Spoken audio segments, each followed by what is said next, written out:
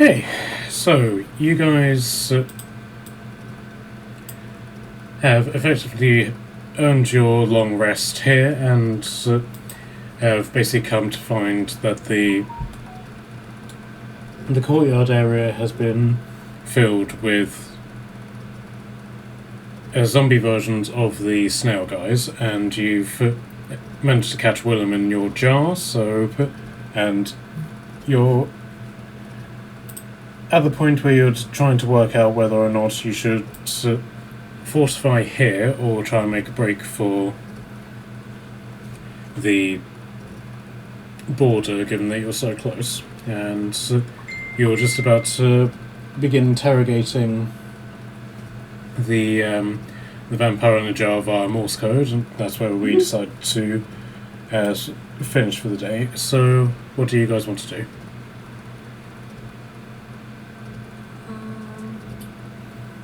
And for no particular reason, I'm going to advise you to decide well. Why do we have to decide well when nobody is here? Well, that's always the way, isn't it? Yeah. It's not to screw us over at all. I'm just going to shake my jar and ask the vampire what to do. So you just hear this from inside as he just buffets against the the side of the jar. And then you just hear like this really angry as Willem, as a mist inside the jar, is having a temper tantrum. Knock on the glass if a bad guy is coming. Let's stare at the jar. Dink.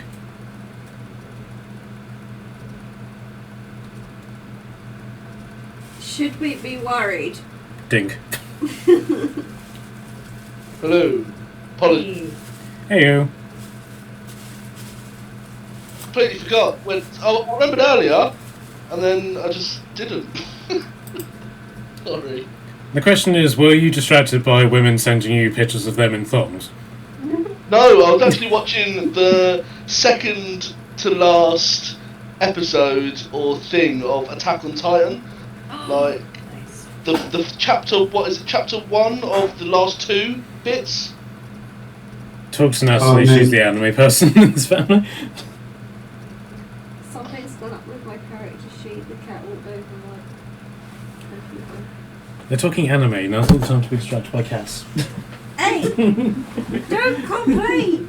You moan if I talk anime and don't talk D&D, so, you know, I can't win.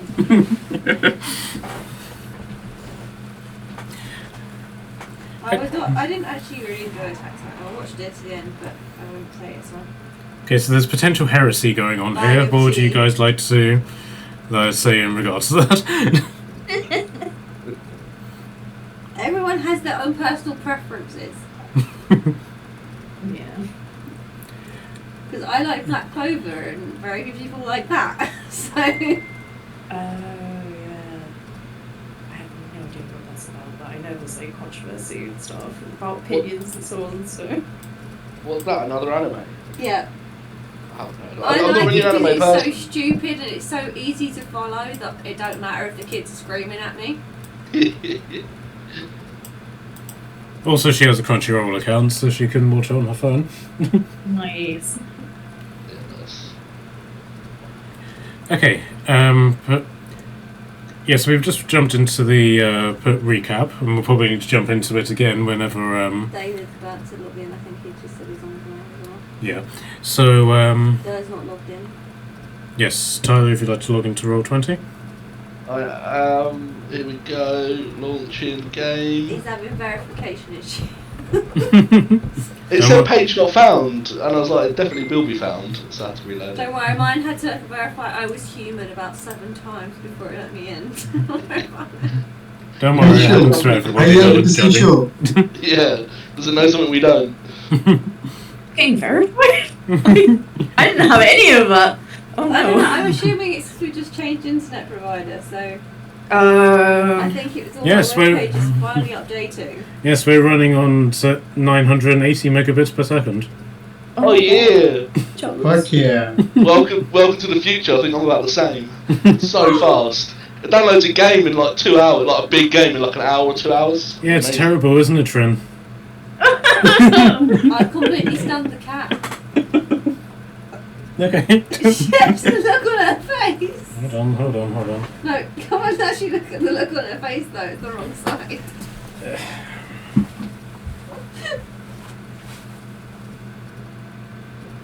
There we go. Yes, Nat has sided her pussy. My cat has a side of glass on her head. Oh. She is not amused. That's glaring at me. Okay, so Tordum has begun interrogating the vampire in the jar using Morse code. So does anybody want to get in on this? I was only going to suggest that we should probably try and avoid fighting, because they're only slowing us down. We know they just come back anyway. And if we're so close to the border anyway, we might as well just make a run for it and then get help if they manage to catch up with us. Dink, dink. Because We didn't actually Wait. verify if one dink was yes and 2 dinks were no. It was 1 dink no and 2 dinks yes. Did we not need to make a very full press because we have a vampire slide? Dink. I don't know many vampires that are subdued by glass. Dink. That's because I caught him when he was a mist. Dink, dink. I caught him while he was mist. He wasn't actually solid when I put him in the jar. Dink, dink. I still think he's probably going to get out, but it's your problem if you want to hold on to him. I'm just going to stay back and I'm just going to hide You from can either that. have the vampire in a jar Dink. or the vampire outside the jar. Your Dink. choice. Dink. If we think- destroy the jar, will it destroy the vampire as well? Dink, dink. I don't think it's going to be our choice, and I'm going to keep hiding. I'm just going to hide Dink. behind someone's finger. As it stands, this vampire is also wanted to be killed. The other vampires want to kill this one, so Dink. he's kind of on our side. Dink.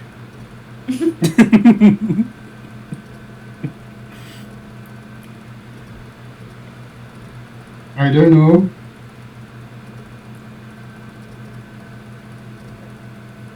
Fine, let's just ask him, are you on our side? There's a really long pause and then dink. Or are you on the other poo-head vampire's side? Dink, dink. That's pretty much instantaneous. Do you want to kill him before he kills you? Dink. Is it worth letting you out of the jar? Dink. Will you kill us? Well, of course he's going to say that. There's a really long pause and then just like dink. Dink. it's not in his interest to kill us, because we'll kill him first. I was going to Simple. say, I'm going to basically say to him, if he does that, then I'll just cast Dawn on his ass again. He just like hovers inside the jar, just like really expectantly. I'm going to like start pretending I'm going to cast Dawn on him. Oh my god. Taste the sun. What, inside the jar? Yeah, I'm like staring down the little mini vampire, you know, with my face pressed. You know what you're doing to fish? The kids do to the fish tank. Oh They put god. their face up against the jar, and I'm just like, I'm gonna put Dawn on your face. Dink, dink. Get him out. Dink. So am I actually letting this vampire out of the jar? What will happen? What's up worst to you will guys. happen? We're gonna kill him again anyway. The worst will happen is that he actually just flies off and we can't do anything about it. Dink, dink. Uh-huh. I'm gonna walk here. I'm gonna put the jar down on the floor. Mm-hmm. Is there a really long stick anywhere? I have a spear, adventurer. Oh god. I'm gonna use that and poke the jar to the lid off and run away. I am surprised that Frank did not make a pun there, adventurer. Don't encourage, please. Please, Maria. Okay, so you sort of poke the jar open, and the mist just sort of pours out and materializes as Willem, who sort of just stretches and says, "Well, that was communicative." I can always put you back in the jar. No, I was there of my own choice. I can still put you back in the jar. If you say so. But, as entertaining as that would be, I'm afraid time is something against us. You know, because despite what Aiden says, he is less than likely to provide you with the full time that he's promised you, and I would like to repropose my original proposal. Which nobody remembers was what exactly? Well, you didn't actually let me propose my proposal at the time that I proposed to propose it. You sound like you Go on. propose a lot. So, Aiden is a necromancer of the highest degree. Radovid, less so, but fortunately for you, I am stronger than Radovid. As you can see, I've been able to puppeteer this entire town. And so, what I propose is that I bring this town's population to your aid, as it were. And we use that to defend against the horde which Aiden and Radovid will be bringing against you here in this somewhat defensible area. He looks around at the really thin sort of stone fence which is going around the town. And at least then, my forces will be able to keep the undead horde in check somewhat, long enough for you to eliminate our mutual problem. What's in it for you? I survive. Something which I most definitively will not do should either you die or I run for it.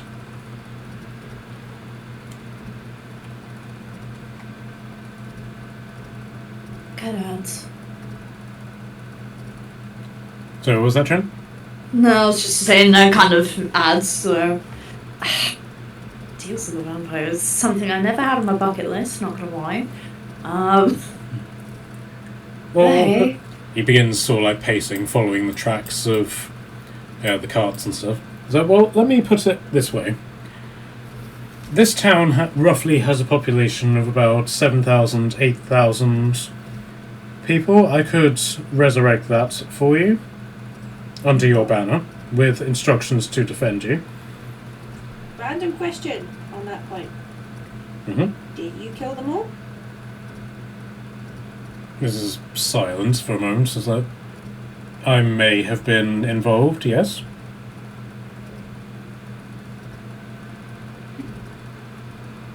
So we've let him murder a town, and then we're going to let him bring them all back from the dead. But they are already animated. What I propose is that I animate them in, instead of the showroom style that I've done here, more of a warrior capacity.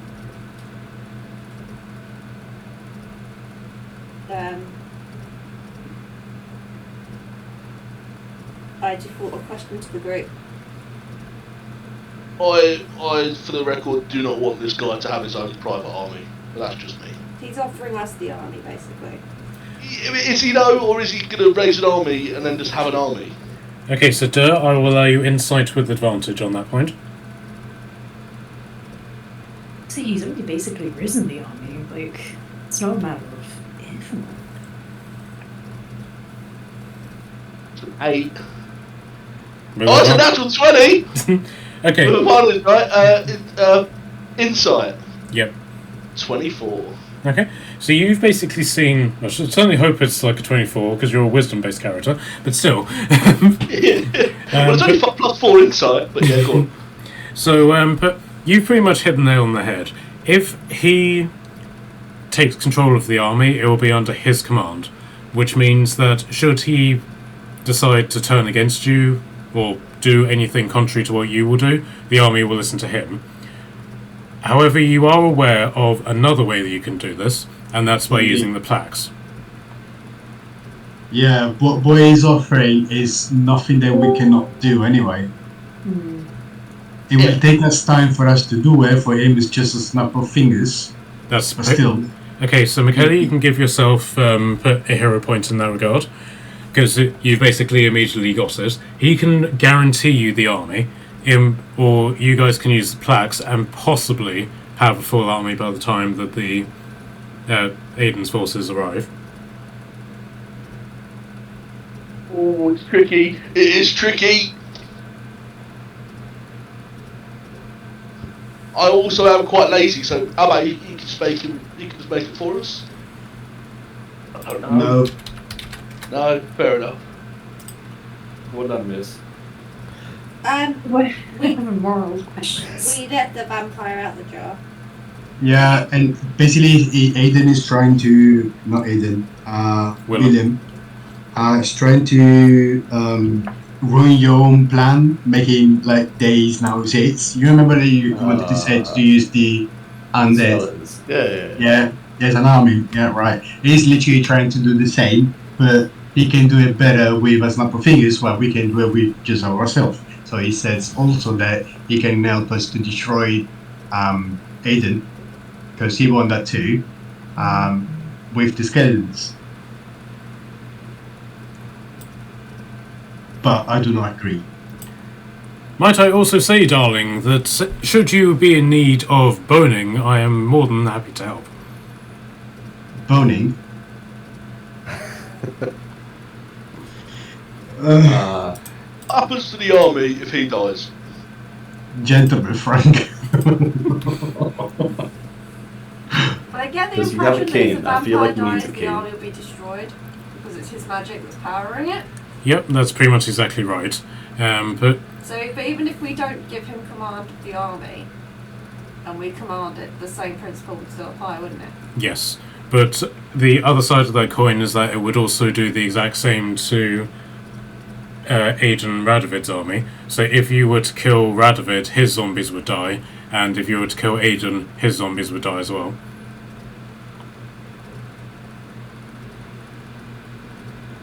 Well, who cares who dies? Well, what, we spend like 6 hours writing on plaque to plaque to plaque, and then he just clicks his fingers and takes them all back. It's not like that. It is more like a germination kind of thing, where you say to, I don't know, let's say 10 of them to do the exact same thing, and one of them does for 10. So if you ask 10 skeletons to do the same thing 10 times, it's already 100. And then the 100 goes to a 1000. Yes, darling. If So- you get 10 people to do 10 other people, then that's 100 people that have been done. That's what I'm saying. I'm saying it better. Okay, sorry. Look at that You're just bit, saying it with more innuendo, Frank. And what, then they'll be asked forever to command, or are they still his? So give me an Arcana check. See if you can work this out. No, don't stupid. You can't count. 2, there you go. -1. No, it's not, it's +0. 2. If anybody wants to try and work that out, they're happy to. In Barracas's case, you can do that with advantage, because raising the dead is kind of your thing. That's fair, I suppose. Arcana. Got -1 in Arcana, maybe. Someone sounds like they're All on right. a train. It's either a 4 or a 1. God. Do I have I a can't roll.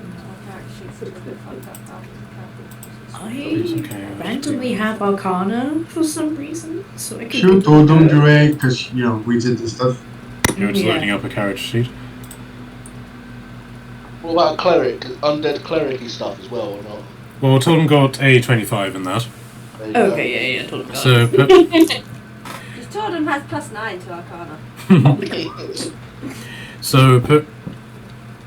So he has currently just cast a general raise army spell, and that's what is currently puppeteering the skeletons. But he has basically enchanted the plaques to basically hold the spell, basically in the same way as if every skeleton was holding a spell gem or a spell storing ring. So the magic is in the plaques to tell them what to do. or he can basically nullify the effects of the plaques and just command them himself. But at the same time, it's still his magic, which he's concentrating on to keep them animated. So no matter how we do it, If he still has control of the army, basically. Well, if he dies, then the army will be destroyed. But if you do the plaques, then he won't be able to tell them what to do without having to first destroy the plaques. And we'd have to run up to every single one and rub the instructions off and rewrite them. Yeah, effectively. And there's lots of plaques to destroy. Yeah, by the sounds of it, yeah. We'll just fucking kill this guy. He's a fucking No, because vampire. then we're gonna lose back out and go. Do you want to go back in the potential army. We're also gonna lose a potential army that's gonna just turn and try and kill us. Do you want to go back in the jar? Are we guaranteed to lose them if he dies? Is that what's going on? Going off of Tordum's Arcana check, yes, that's basically what would happen. If you want to use the skeletons anyway, you need to include him.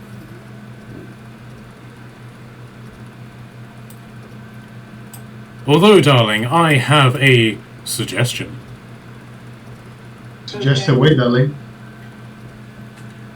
Okay, Frank. Is that a wish? Well, a wish will be involved, darling, but if you forget, you have access to an unlimited source of frankness. Yeah, this is a thing they always thought. Honestly, just summon an arm of Frank to help us out is a wish. But can you imagine the counter effects of summoning an army of Franks?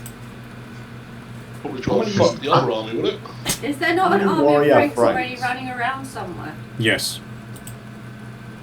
How many warrior Franks exist within this multiverse yet, Frank? There's a lot of Franks by the sounds of it. There's an entire multiverse of Franks, darling. Just think if the entire cast of the MCU was yours truly, you'd have an answer. That somehow doesn't narrow it down. I have a question, Frank. Yes, darling. If you got stuck here to fight, would you summon your army of Franks? Like, if you just happen to be the only person here? No, darling, I have teleportation. If you got stuck here without the ability to teleportation? Because I'm pretty sure that there's some side effect here which means you can't teleport in this area. I'm looking at the vampire here for some input. And the vampire's just sort of shaking his head. We have no... we're not strong enough to take on genies. Oh look, there you go, it's just admitted a weakness. Vampires can't fight genies. Oh, what On secret what weapon, basis? Frank? Off you go, Frank. Go kill the vampires. Well, I would, if you wish for it, darling. Why would you do that? They kill you too. But you see, darling, I am entirely erect to whatever concept needs doing. However, I do need people to wish for it first. I don't do anything for free. Except jump down holes to find out what's at the bottom. That was a loophole, darling. But technically, is it not a loophole if your life is in danger that you must fight at? So he jumped inside a loophole. That is a long story then. I managed to persuade Frank to do something without actually doing a wish. Oh yeah.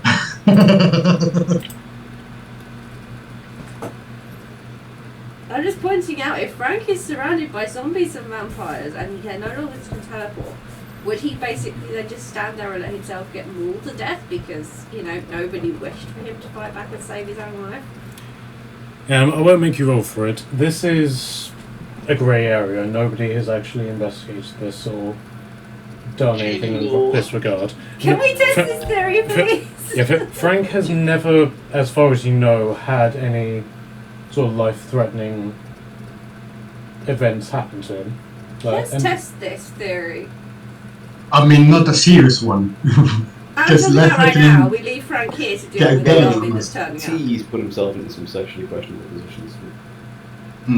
Yes, but in terms of like an actual life or death environment, he's never actually been in something like that. He's been in combat with you, but aside from Olympus Warrior Frank, he's never actually done anything. And even though that he's been like in the middle of like blood-soaked combat, nothing really changes about him. So like when you guys did the Battle of the Rivers, for example, he was spending the entire time dancing with Morella. He wasn't actually doing anything.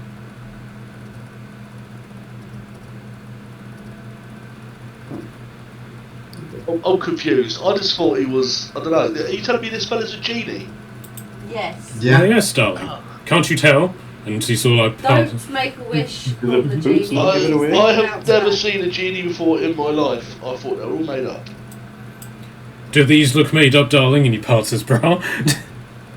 These are entirely natural, darling. I'm gonna divert my eyes to the ground immediately. Frank could have given them your boots. Well, do we want to test this theory and leave Frank to deal with whatever comes?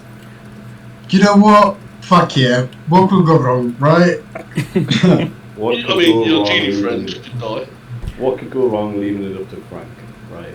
I mean, Frank, come on, think of all the playthings. What things you could have them do. Tempting, darling, but as I said, I can't do anything without a wish. But it's not. It's fulfilling your own wish. Can you not make wishes for yourself?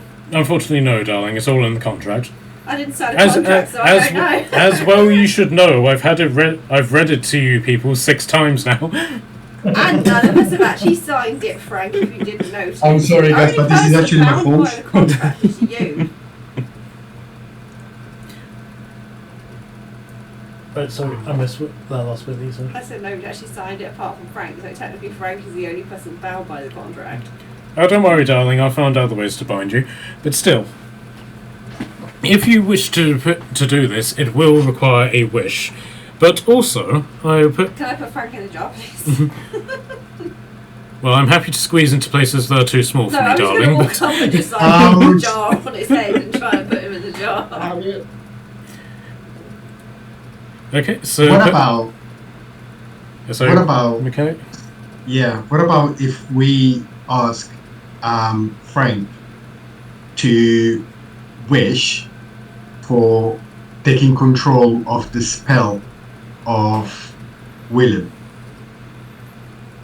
Because somehow that will screw up somewhere along the lines, and no doubt we'll probably end up with a weird Willem following us everywhere, or a Willem will turn into Frank.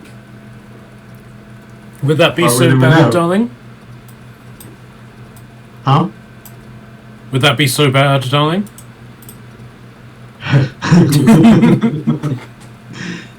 I'm still a bit confused. Do we?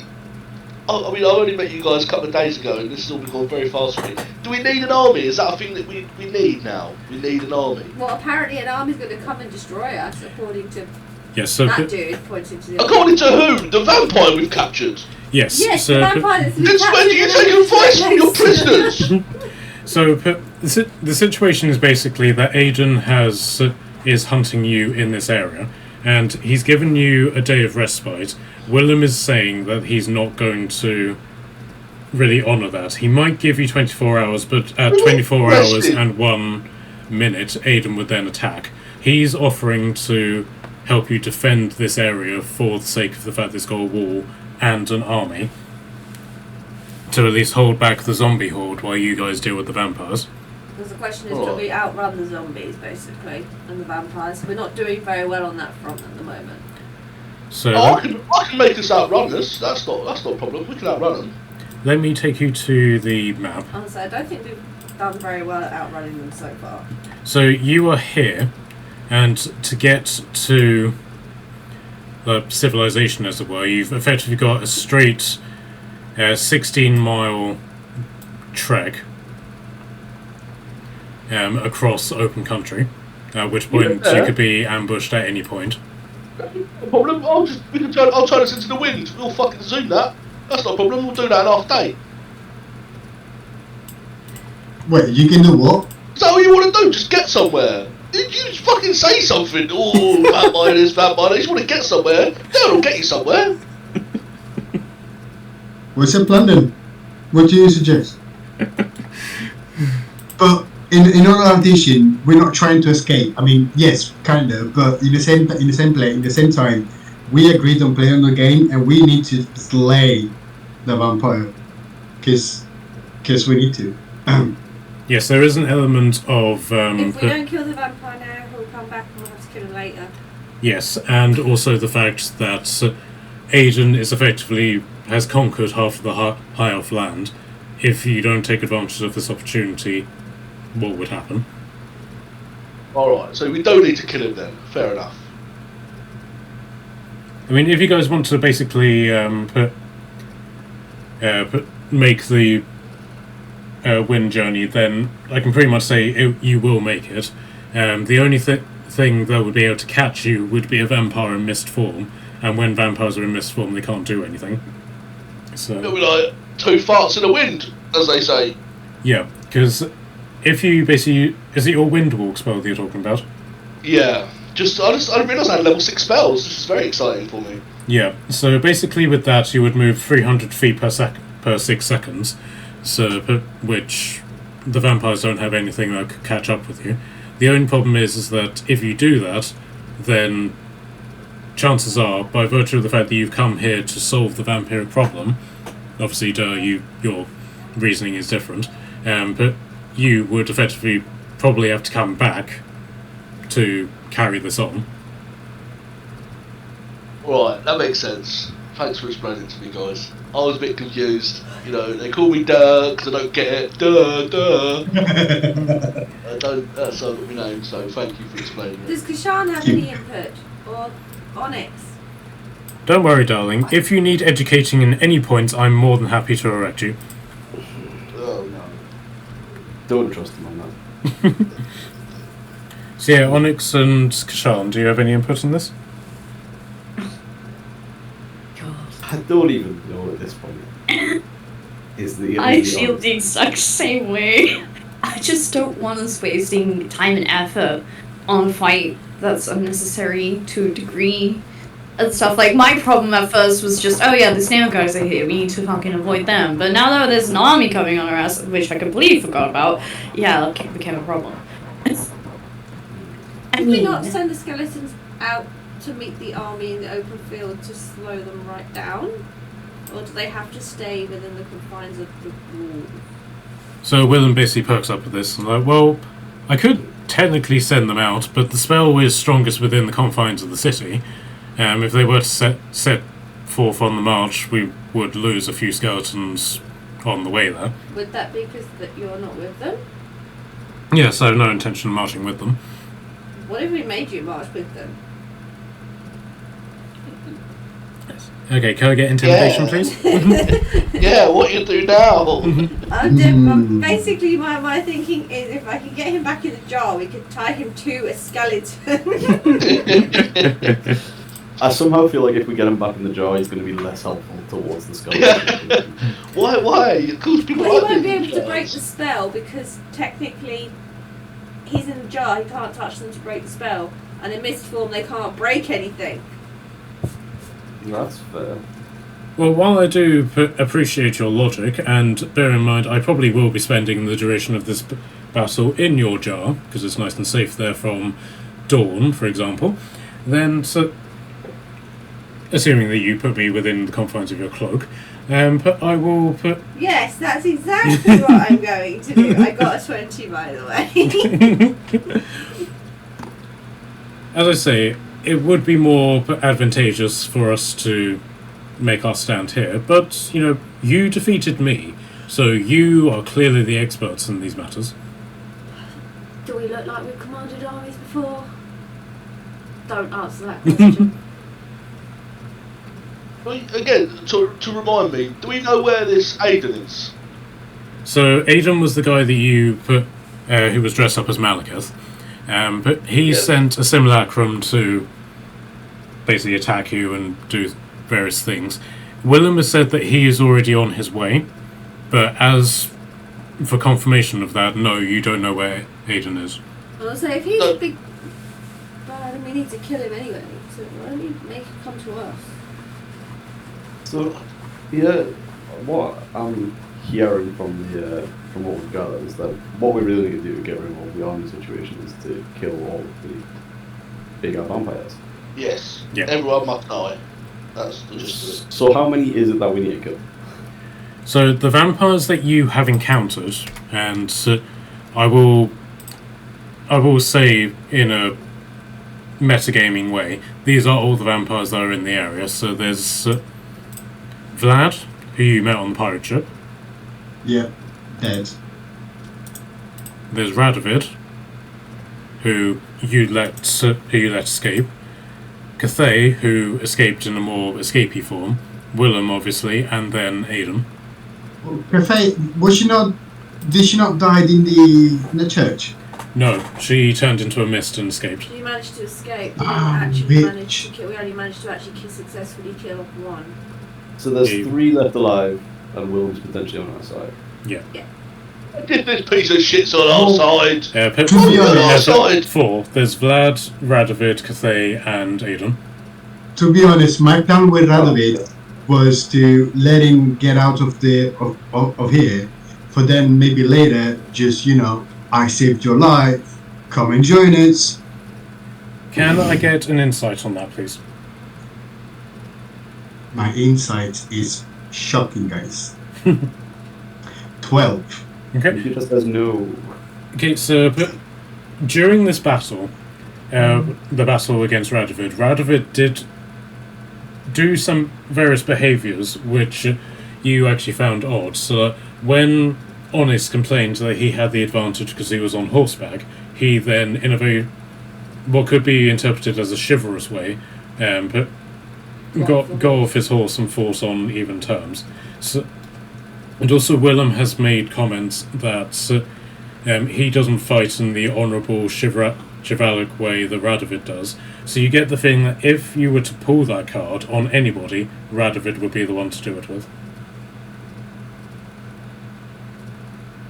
Well, that's a good thing, right? Yes. Okay. Talking to Wilhelm, are there any of the other vampires that would potentially turn their armies on Aiden? Oh, I don't particularly think so. I mean, so, technically speaking, Radovid will be the only one who actually has an army, other than Aiden. But Cathay is a vampire for warlike warrior stuff. But Vlad enjoys the theatrics. He enjoys the carnal pleasures of killing. I myself became a necromancer for the strict purpose of outdoing Radovid. So, take that as you will. So will you still be on the side if you manage to kill Radvid yourself? Well, of course. Aiden is the one that needs to die for me to survive. Anything short of that, I'm afraid, will be somewhat pointless. Wherever I go, doesn't matter if it takes a week or 1,000 years, Aiden will eventually find me, and I like being alive, so to speak. So is Aiden the sort of leader of these vampires? Yes. And if we killed him, would they surrender? They definitely try and run for it. You have to remember that Aiden does not rule with respect, he rules with fear. Once that fear is gone, these vampires, let's just say they have their own domains to rule over, and they'd be very happy to get back to that. As would I. Where's Aiden's domain? Where's his house? Where's the big guy live? If we're going to go knock and say hello, where would we go? So do you mean, like, in this area? Yeah, Aiden, where's he live? You seem to be pretty chummy, you know a lot about him. Where's his manor? Where's his keep with him? Where's his coffin buried? Yeah, but where is he? You want to kill him so bad, you tell us where he is and we'll go kill him. Or are you going to wait for an army to walk all the way over here? Fuck that. Well, you have somewhat put the nail in the coffin. He has taken up residence in the Palace of Cathon. There you go. Fuck, we just fucking missed it. I'm trying, man. I'm trying. Why don't we go sneak into Cathon then? Find, I don't know how it works, I don't know how vampires work, but, you know, I can sneak us over there and get us in all quiet like. Then it's up to you fucking sword people and arrow people and magic people to shoot him. Vampires Is it- can probably detect life though, no matter how sneaky and quiet you are. So As The as question is also where he actually is. If he's actually marching here, maybe Yeah. it makes more sense to have walls. yeah, so that's something that you sort of interrupt Willem, who was about to make the exact same point. He has taken up residence in Cathon. As to if he's actually there right now, that's another matter. I will 100% team up with the vampires to get rid of Aiden. so with Team Edward. Okay. Yeah, Team Edward. Personally, I think Edward's a bit overrated. I'm more Team Jacob, but I'm a furry, so deal with that. Fair dues. Body warmth works better.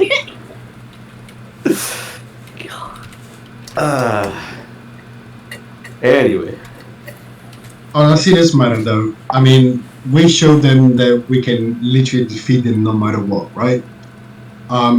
So even if we manage to destroy Aiden, they were never gonna attack us. Yeah, they're bringing an army with them. Yeah, so My thought at the moment is, what if we? Is there a way to contact, like, Radovid separately, individually?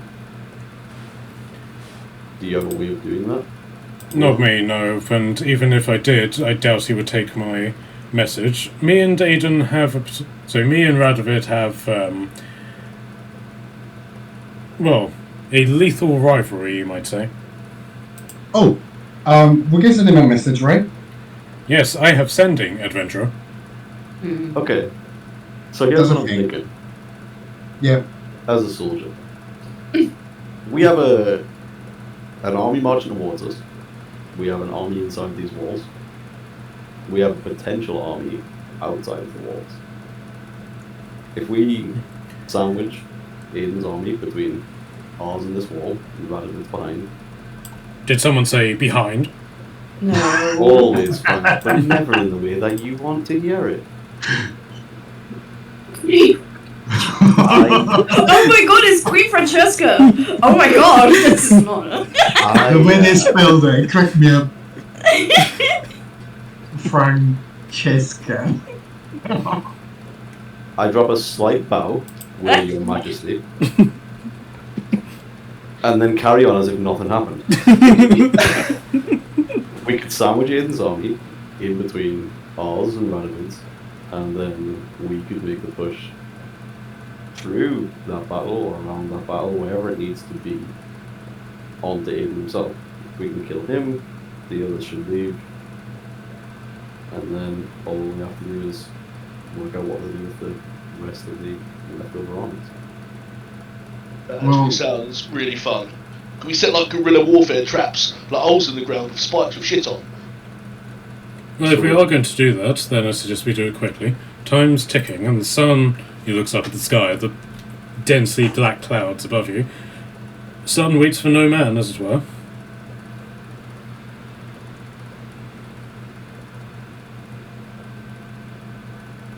I mean, if anybody has any other ideas, I'm also open to it. No, let's do it, General. I'm behind you. Let's go. You lead the formation. What do you want us to do? I hadn't thought that far ahead. I was just sort of... Right, and Dirge is going to start marching and just picking up sticks off the floor. He doesn't really know what he's doing. I'll get some sticks and just start gathering sticks.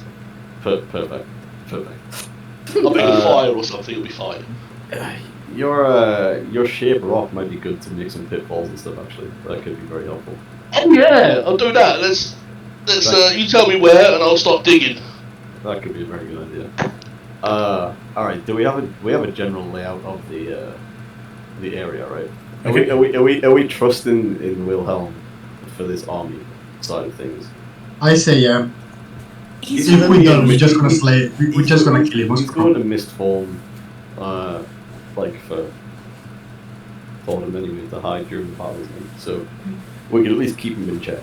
He's got the lightning book. Although I will say there goes without saying that, if I may say so, that should we be victorious, I do expect to survive. No doubt Radovid would too. Wait, come again? So I don't have any qualms with that. he's basically saying that his part of the deal is that you let him live. Yeah, fine. No bother to me. I'm happy. I'll vote for it. If anyone else wants to vote, I'll let them live. Who I else have no used to qualms get any with that. funny ideas when we get to where we were originally heading? Then it should be fine. Just depends on. He's not going to do it otherwise, is he? We'll kill him later. Shh. But we also have to keep in mind there is a cleric paladin person in our party, and I don't know how morally okay this is as for them as a paladin to, let something technically evil escape. I'm an NPC. I'm happy to sow chaos in whatever direction it takes. Oh god, okay, yep, you know what, fine. If you lose your paladin aspect, it's on you, not me. Idea. Massive idea.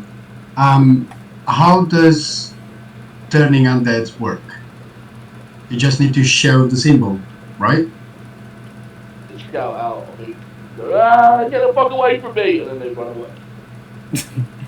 Right. But So, do they have to like hear it or look at you or? so what spell are you talking about? Sorry. Turning undead. The spell that Marilla has. Right. Well, that was what she does It's, by it's class a- by default. Yeah, it's a channel divinity.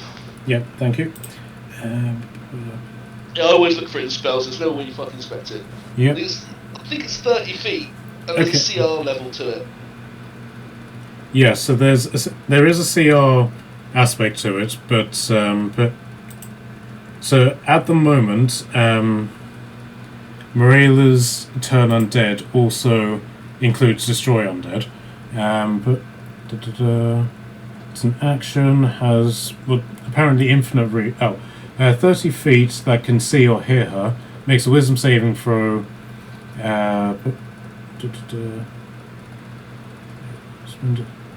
basically just runs away from Morela as a source.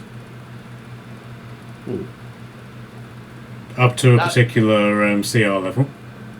That's like a Hail Mary, isn't it? If they're all jumping on her, she does that, and they'll have time to, I don't know, fuck off. Well, that's where the skeletons were coming. So my non-elemental friend.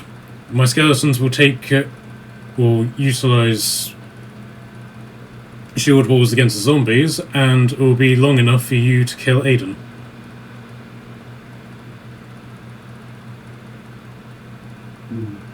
Yeah, depending on the circumstances, we can either cut through the armies and use the skeletons as a shield wall, or use them as a distraction to sneak around the ensuing chaos. Or one other option is that you lure them into this very courtyard. My men will hold the gates, and you stand there looking very vulnerable and pretty-like, and they'll hopefully fly over the walls, being vampires and most likely bringing Vargeists and Vargulfs and Terrorgeists, and we can deal with them in this area with your pitfalls and your traps. Who's they talking about? Yeah, that makes a lot of sense. And also because the DM hasn't prepared a battlefield map for you to utilise. Well, then it makes even more sense. Okay, let's make this our staging ground then. Very well, so what are you doing in regards to the skeletons? Are you letting me control them? Are you letting your less than adequately dressed friend take care of them? Or are you going to do the hard work yourself? I promise I'll take no offence.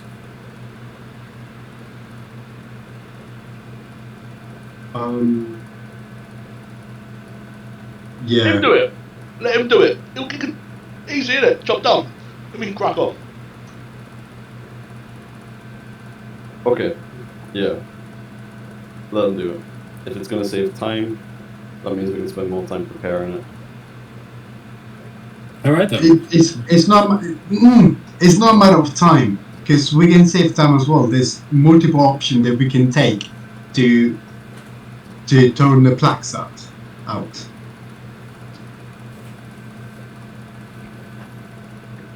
Yeah, so basically he's saying now is the time to make that decision. For fuck's sake. Whatever you guys want to do, I'm not really very good with armies and that, so whatever makes sense. I think it would be easier if they're all under control of one person. Because the thing is, we'll need some different skeletons to be doing different things, some to hold the walls and the gate. Having some inside the courtyard to work, help with ambush kind of things would probably be beneficial. And maybe just having some other ones to sort of prepare defenses and things. If we can have one person in control of that, it would potentially make it a lot easier. How about Buck Norris? He flies. And it's invisible. So what do you want to use him for? To redo the plaques, or at least most of it, like a startup, while we do our things. So does it implicate our? If you want to be in charge of like the plaque stuff, that could be fine. If we have a couple of people doing it and getting that side of things working, I don't see why not. Very well then. I will command half of the skeletons to maintain shield walls at the gates, and you can command the other half to do whatever it is that you want them to do. That seems reasonable. Okay. I'm good with that. Okay, so do you want to actually do this, or do you just want to montage through it? I'm looking for just a montage moment, I think. I don't think there's anything in particular that we need to be... Okay, so the rocky music comes on, and you have your break moment, and you basically go around to out into the wider city, and you start replacing the plaques on certain skeletons. And what do you want the skeletons to actually do in terms of readying themselves? Do you just want them to fight, or do you want them to go arm themselves, or do something else? I'd prefer them to be sort of armed.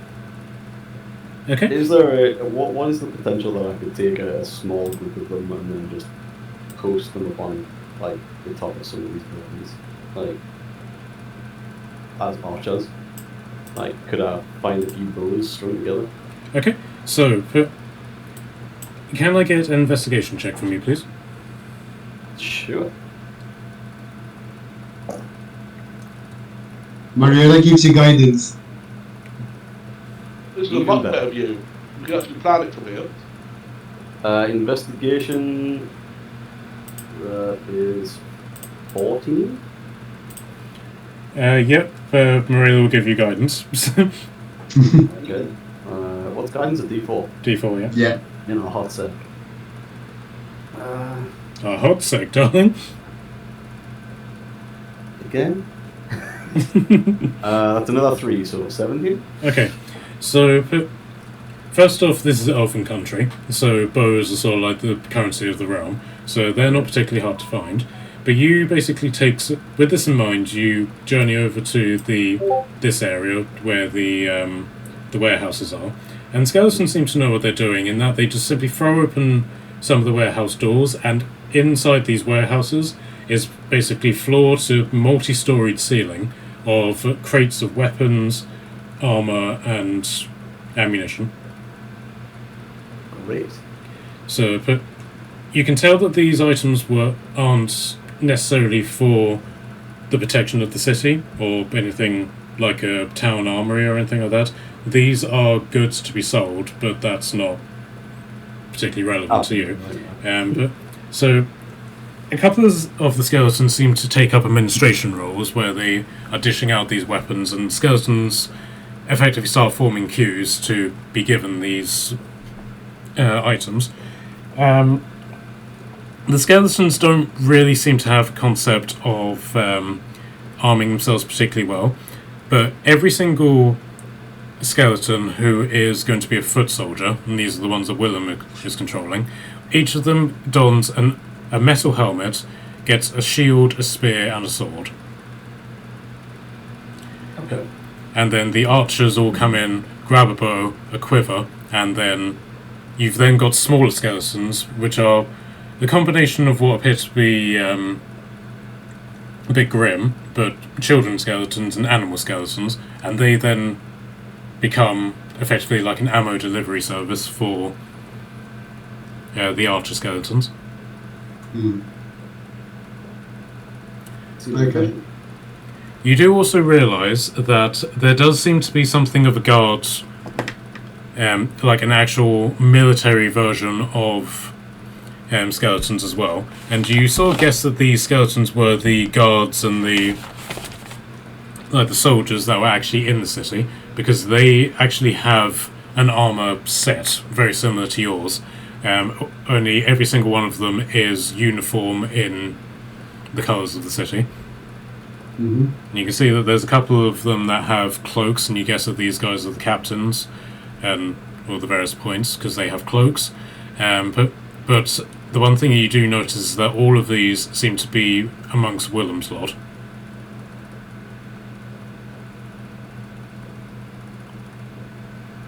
And their number is around about 300. Nice. Okay. Can I, while they're doing that, can I turn into a giant eagle and fly up into the air and start flying towards where the army might be coming from? Yeah, so you basically start scouting. Be right back, just get out of the butchers, and then I'll take off into the sky. Alright. Yeah, so you start scouting. We'll come back to you in a moment. No Is there anything else that other people want to do? What's the chances that I can get that plate in that +3 plate in working order by the time that this army arrives? Sorry, you phased out a bit there. Sorry, is that better? Yep, much. Sound. I said, what is the chance that I can get that +3 plate in working order by the time that this army arrives? Okay, I did so a little bit of work on it last time, but now I clearly have a lot more materials I can work with. Yep, so but if you chose to do it yourself, it would be up in the air as to whether you would be able to. However, if you were to basically assign some skeletons to do it, then that probably would be more efficient. Yeah, so my thought process is I want to take a small batch of skeletons anyway, and they can help me do the forge stuff. And then I want to like give them some bows and arrows to like post up on the buildings of the like courtyard. Is my kind of thought process. Okay, so yeah, you do that, and you basically just write on the plaque, repair armour, and the skeletons basically just take the armour, head over to one of the smiths, the smithing places in this area, and they just start getting to work. Excellent. I have a spell called Blight on Steroids. Right, so there's a story behind that. In my very first game... Is it one of yours? Yeah. In my very first game, there was a sorcerer whose basically his character arc was to find items of magical power and use them to bolster himself. So every time that he got one of these items, he would then get a spell on steroids. Nice. So, but if you want to, you can use it. But basically, Blight on steroids is you cast Blight, and then you get... It's you yourself. You get that damage in temporary hit points. Oh shit! That's Yeah. pretty cool. Can I cast on someone else? As far as I'm aware, Blight is an area of effect spell, isn't it? No, con save. I think it's it's targeted. Necromantic energy washes over a creature of your choice that you can see within range, draining moisture and vitality from it. Okay. But it would only be for you, so only the health would go to you. That's fine. Yeah, otherwise, I could just buff one of the fighter dudes, give them fucking 8d8 HP extra. But one thing that you can do, though, is that if you decided to use this and then did the spell Life Transference, you would transfer the temporary HP, but it would be 2 spells you would need to do. Yeah, that's fine.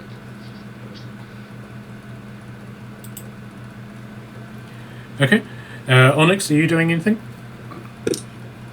I just got back, sorry. Are we just organising where we're going? Is that the plan? Like, what's happening? Sorry. You guys have decided to properly fortify this town using the skeleton army. You've taken half, Willem has the other half. Okay. It might make more sense if Onyx sets up some archers and stuff. Like, they might be a little bit more effective with an actual archer. Half the time I'm missing, what do you mean? I'm just thinking, if you fire in more arrows, you've got more of a chance.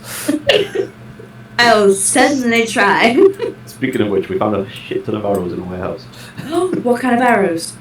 Just arrows. I don't think they're silver. The pointy one. They're not silver, but there are a lot of them. But We found silver, did we? Sorry. yes, What if you have found what if we silver melted plus down- silver weapons and various other things as well. What if we melted down all the silver and then just like dipped them in it? That doesn't work that well. I tried that with werewolves a while back. Oh, fair enough. At least it's talking from experience, I believe ya. I think we've done most Yeah, things. as it turns out, it's a lot more finicky to get silver to actually forge. Yeah, basically the story is that there is one silversmith in the entirety of this area. He's a complete arsehole, and Kashan has made it one of his life's ambitions to put him out of business by learning how to smith silver. So far, it's not going well, but I am willing to give it another go. Sure. Is Oh, my there attitude. side note? So the skeletons are repairing my plate stuff. Is Yep. the +1 chainmail of any use to anyone that I'll be replaced? That's medium armor, isn't it? Heavy, I believe. Let me check. It is heavy armor. I imagine it would only be potentially Marilla. Maybe Mariella. Just try to figure out what armor she's got on. She has Here's a another. mithril or something, doesn't she? I'm sure. It might not be as good. Mithril plate. So she's got an AC of 18 plus a shield, Yeah. so she's got 20 for her AC at the minute. No, it's only 17, so it's like a step down. That's cool. I'll chuck it in the beer. Yeah, I am. I would be willing to attempt to silver some arrows as much as we can if we have, because we have quite a lot of silver, like Okay. TPs, don't we? Alright, so in this particular case, it would just be a straight up D20 plus your proficiency. Okay. What are you specifically trying to make?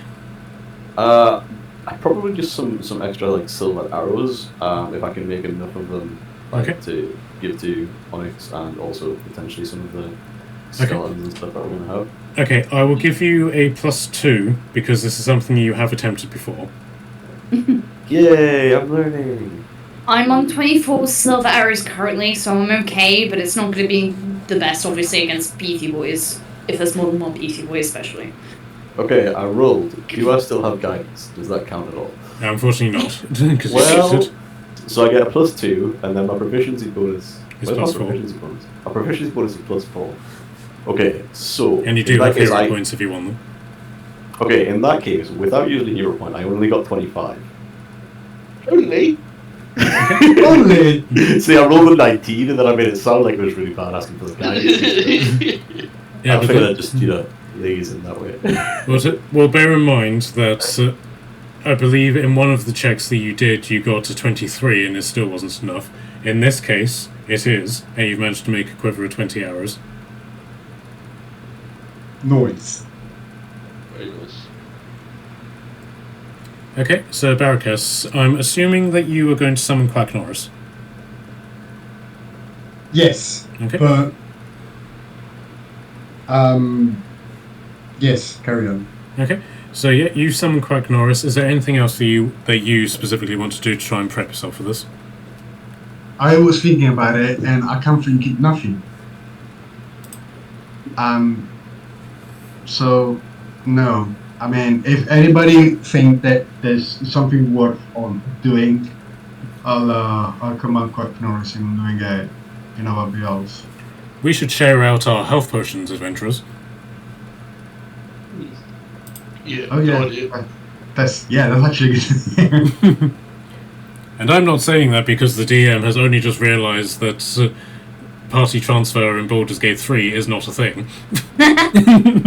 In the middle of combat. Yeah, so I have 1.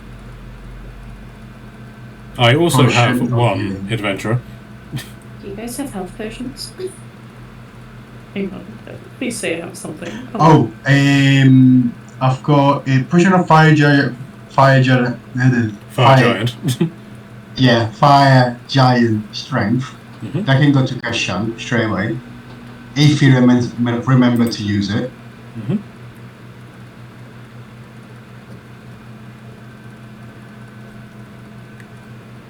Sean, how many health potions do you have in your beard?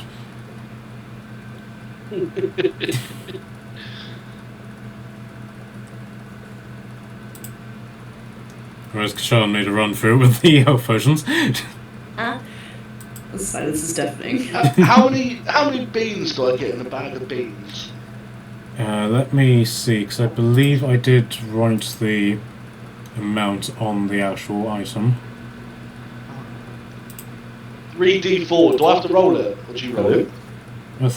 Hello. Oh. I thought I wrote how many you got. Bear with me. Yeah, I didn't. For some reason, I can't find how many you have. But yeah, roll 3d4, and we'll just say that's what it was. Am I being heard yet? Yep, you're being heard. Oh, there we go. Sorry, I was saying that I have a great health potion to give, but my voice wasn't seemingly coming through. Yeah, so I'll take the potion of fire giant strength. I did use the frost giant one, so don't tell me that I'm not. And does anybody else not have healing potions? Because I have 3 potions of like greater healing. I'll take one. Even if I could just put it in someone else's mouth, it would be useful. Okay, if I give one to you, give one Onyx then? Yeah. If that's okay, I can Yeah, that's cool, 'cause spells and shit if in doubt, but No, yeah. that's cool. You can take one of those because I also have a like ointment thing that does a little bit of healing as well. So What kind of potion was it? a greater healing, a potion of healing greater. Thank you. Hold on. Okay, and in that regard, but Morella will give the health potion that she has to Tortum as well. Cool. Right, okay. I take 2 of those out of inventory. Okay. Fire giant strength, did you say? Fire giant strength, yeah. 25. Oh, that's gonna be fun. That's gonna be fire. Kind of want to sit on the carpet. Plus, max. I've got a scroll of protection. That's what I want to do. Yeah, no, I'll sit on my carpet. Okay. I'm just gonna fly above everyone's head and go, look what I can do. Yep. So Tortum is basically going to spend time practicing flying in the carpet. Great. Don't complain. I promise not to put you in a jar, and I'm just gonna balance the jar on Kashan's head. Okay. So, but McKelly, what was it you were saying? I also have a scroll of protection, but it says that you decide what kind of protection it gives. Protection from Frank for 24 hours. I will give you all of my money. I will How much is all of your money? Yes. So at this point, you don't know but what it would protect against. But given that you received it in a land full of undead, you have quite a good feeling that it would protect you from undead. Okay. That's a you never know situation. Okay, I'll ask my question in a minute. Go ahead, McKelly. So what were you saying? I'm gonna give the scroll to Quack Norris to hold. Okay. Okay, so you basically just like memorize the action word. You would specifically have to say it, and it would then activate from Quack Norris's location. Uh-huh. Alright. Alright, so now what were you saying? I was gonna say, if you used that spell and made an undead hold it, would the undead be protected from itself, or would it just spontaneously explode? There's something you could sort of work with, but in the case of this, for 5 minutes, this barrier, you form a 5-foot radius. So it's basically like Liam's tiny hut, as opposed to anything else. But if you were to sort of drop this within the vicinity of the undead, you would effectively trap them within inside it, if that makes sense. Yeah, but there's still a CD charisma to do a check. Yeah, assuming that they failed it for whatever reason, then they'll be trapped in the barrier.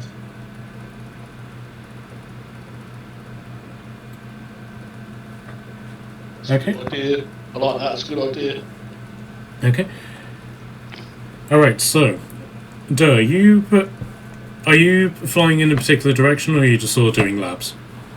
I'm going up and I'm going to fly in the direction of where they told me that fella lives. Okay, so, but it only takes you like the better part of half an hour, as opposed to anything else, to realise that there is in fact an army on the march, but it's quite nonchalantly marching, so there's no sign that it's hurrying along, but it's here, more or less. Can I try and determine how long I think we've got? Okay, so let me just do. Reckon maybe about 4 hours. Oh, it's fucking hell! I'll spin around. And that's assuming that they don't then, at the rate that they're going, about 4 hours. But if they would speed up for whatever reason, that would obviously take into effect. I will spin round at my... I've worked it out maths-wise. I'm going nearly 500 metres a minute. Okay. And I'll dive back down as quick as I can to tell the crew. We've only got like 4 hours or some shit, maybe. I don't even know. They're going quite slow right now. Okay, so a giant eagle just lands in the middle of this and just starts squawking at you. I'll use my talons to start drawing shit like that right either. So it's just chicken scratch, basically. Okay, so in that regard, can each of you give me a perception check, please? Oh no. You know, natural 20. There we go, 18 and a 20. 8. Perception. Just 13. perception. 16 for me. Oh, 28 for me. Alright. Second natural 20 in the game, mate. I'm fucking smashing today. So all of you notice this, that when the giant eagle comes to land, I'm assuming you're turning back into Durr to explain this? Yeah, once I explain it, yeah. Okay. So as you sort of drop down amongst all this army of skeletons which has formed around you and climbed up onto the roofs and are forming by the gates and stuff, but you notice that a small moth has sort of flown into this area and is buzzing in front of your faces. I mean, not buzzing, moths don't necessarily buzz, but it's flapping its wings, and it makes a point of going in front of each of your faces, hovering there for like a second or so, and then it flies off towards the east. Order, get another jar out, we got a moth problem. Okay, so I will allow whatever check you feel is necessary to try and establish what this means. Now, I will give you advantage because you're all nerds. Okay, can I do survival? Yep. What is this? I was going to do nature, but I'm no good at nature. It's an intelligence check. You're a druid. How can you not be good at nature? It's intelligence. It's not wisdom for some reason. Yeah. Makes no sense.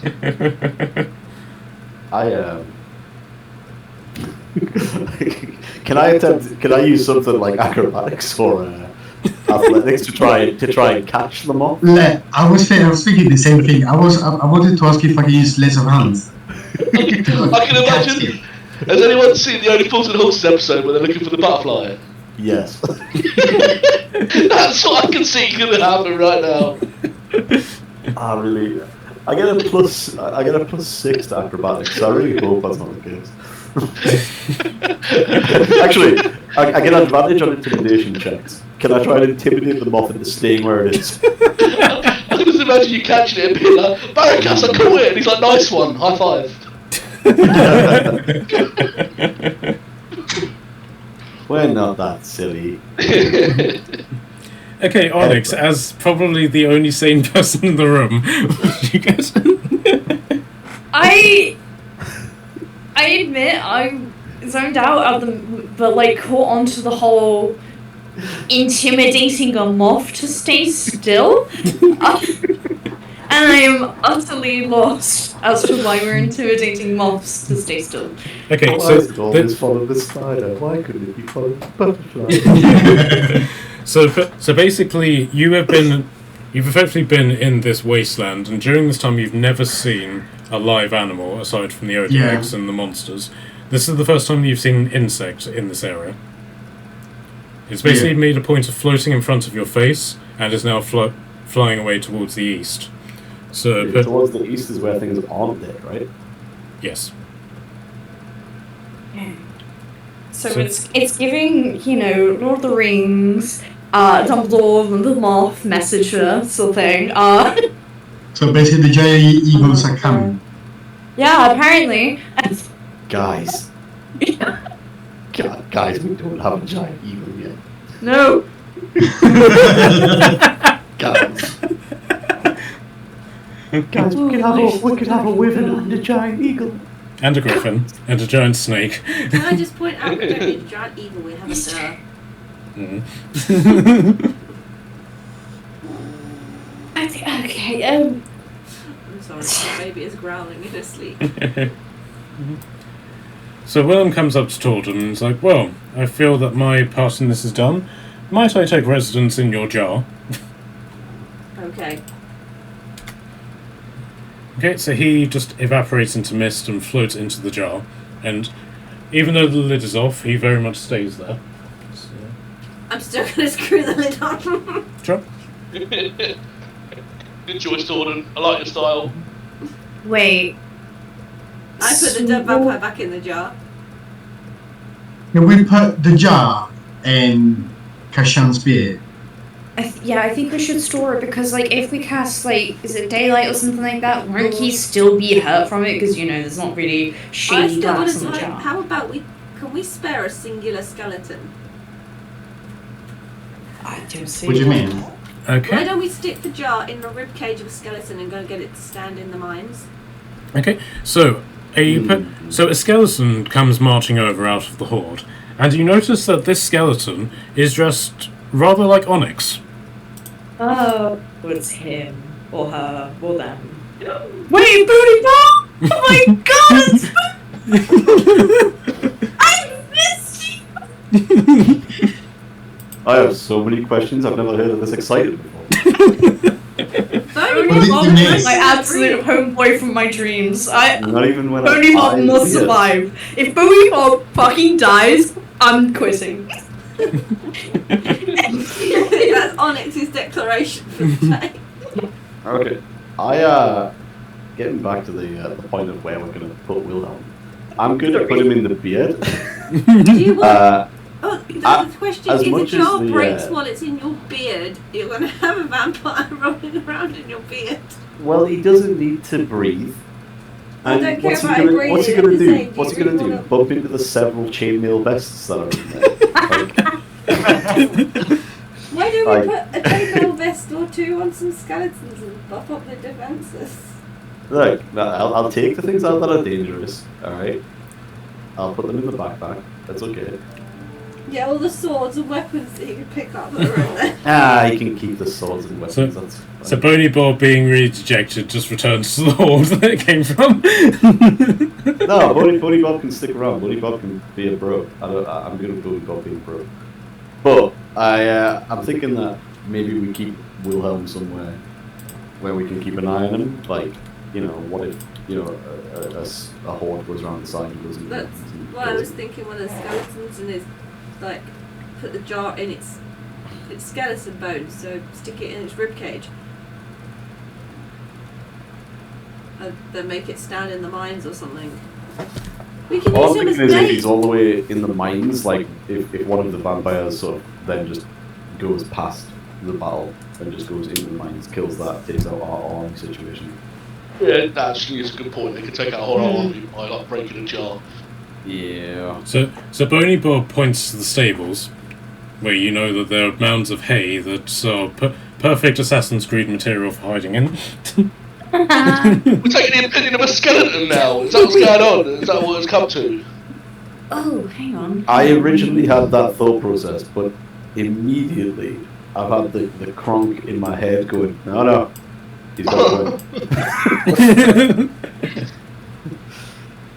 I have a spell that could help if we're trying to keep him hidden. I have non-detection, and yeah, they can't be targeted by any divination magic or perceived through magical scrying senses. But Okay, should we hide it in one of the hay bales with the non-detection? what would happen if he got out of the jar? Would the spell still be on him? And would he be able to avoid us? It would be on the jar. Yeah, specifically on the jar. Okay, so technically if anything escaped, we'd still be able to find him. In theory. Well, It lasts only 8 hours. Concentration, or is it just... no, it's just an instantaneous and then lasts for 8 hours. So Yeah. So it's up to you. I'm good with that. I would gradually go and put the jar in a hay bale. Okay. Bony Bob goes over and stands guard over it. Can I sort of like delicately make Bony Bob sit on it? And then position him so he looks like he's like playing a guitar or something. Should we hide Boney Bob in the hay too? God. Who am I casting non-detection on? Bony Bob or the jar? The jar. The jar. Okay. You just sat Bony Bob on top of it. I take it, Matt. I take it that moth has fucked off. Is it anywhere in the vicinity? Can I see it? Yeah, what no, the happened moth to the left. You spent so much time arguing Oh, about. damn it! I really wanted to do something. Can we just? Just send a fireballs after it. Don't kill it. Can I run off in the direction it went and try and find it? If you want, I'm investigate. gonna check my pockets for more jars for dirt. I need that moth. I don't think we should capture it. I think we should let it. No, I can make it talk to us, and I'm gonna keep running. Okay. Checking my The inventory. amount of passion behind trying to talk to a moth is It's the first living thing I've seen in 8 days. As you can see, Are we not living? Yeah, I've seen him run off. I've seen him run off into the city, and I'm just like behind this wall, popping my head out, being like, I don't have Living. more jars, but I have a tankard. Okay. I have So a bottle. I have a bottle.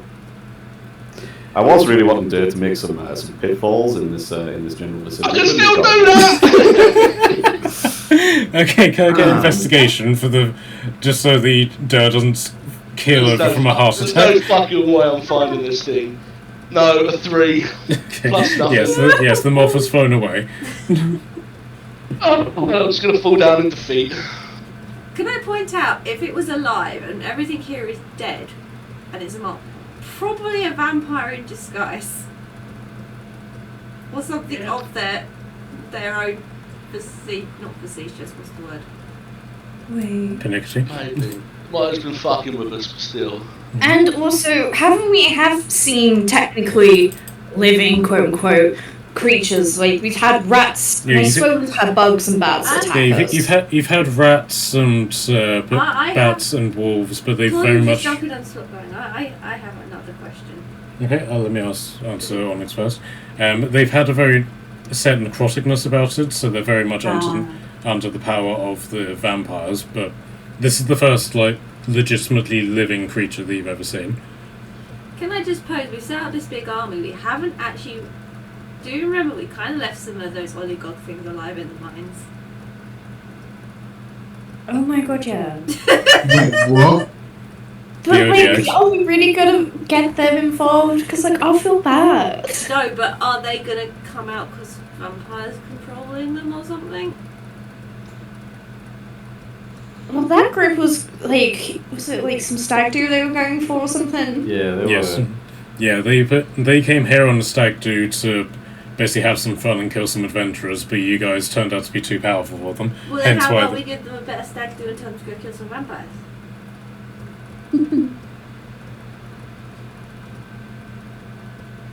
No. you can definitely try if you want to. You've still got like 3.5 hours, so basically if you want to do something for prep, then now's the time. Is Do effectively we the want answer. to try that? Well, stop making holes.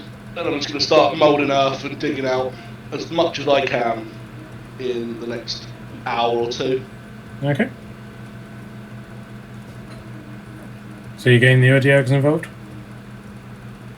Who? Oh, they're not me. The box Someone is else can, still in though. mine. I have no way of. No. I don't want to play with that. I don't mind. I will let somebody else do it, but I can't bother to talk to them. fine. What? So is it that we try to get them to fight for us? Because I have animal handling. I could That's what I try. was just kind of thinking that they're down in the mines, and like, even if we don't get them to fight for us, if like you kind of wanted them to live, it's kind of fair to tell them the vampires are army coming to descend, so they can either fuck off, or if they want to do some killing for their stag do, they can go kill a lot of zombies. Okay. Yeah. Sure, Sure. that is what they wanted to do for their stag do. Exactly. Like, we're just pointing out that they thought we were too strong, but there's some zombies, and they might not be strong. Maybe but we there's can lots just of say them. there's a party going on. They can turn it into a competition, which one of them can eat the most zombies. Oh boy. Okay. Yeah. I'll try and speak with the. Oh, I can't even. ODIs. Yeah. I don't know why I call Beauties. them ollygogs. Okay, so we'll just montage through it. Can I get a persuasion check from you? Oh fuck. I need a montage. Persuasion. Plus 0. Can I do that with you? Yeah. Please My do. My persuasion is very, very hard. Can I- Yeah, I'm not the rizzing type. I'm sorry. I can't. I need help. I got a 19 on persuasion. Okay. So it's 19. I got 6. I'm here for the animal handling aspect. I'm not here for shit otherwise. Caracas, what did you get? Nothing. Okay, What? fair enough. Okay, so it basically works as this. Torda manages to convince one of them, and Onyx, you are able to use your animal handling skills to effectively establish them as a mount, should you want to use it. Oh. So we managed to get 1. Yeah. Specifically, Chetnovsky. Okay. So what are the other 3 doing? Are they hiding? Yeah, they're going to carry on hiding in the mines. Plus. Okay, so we gotta protect this, the Udi as well. The Udi can protect itself. You just collecting people for us to look after. Hey, I get attachment issues to things I shouldn't have attachment to. It's not my fault, it's just how it works. You go looking for them. They'll even find you.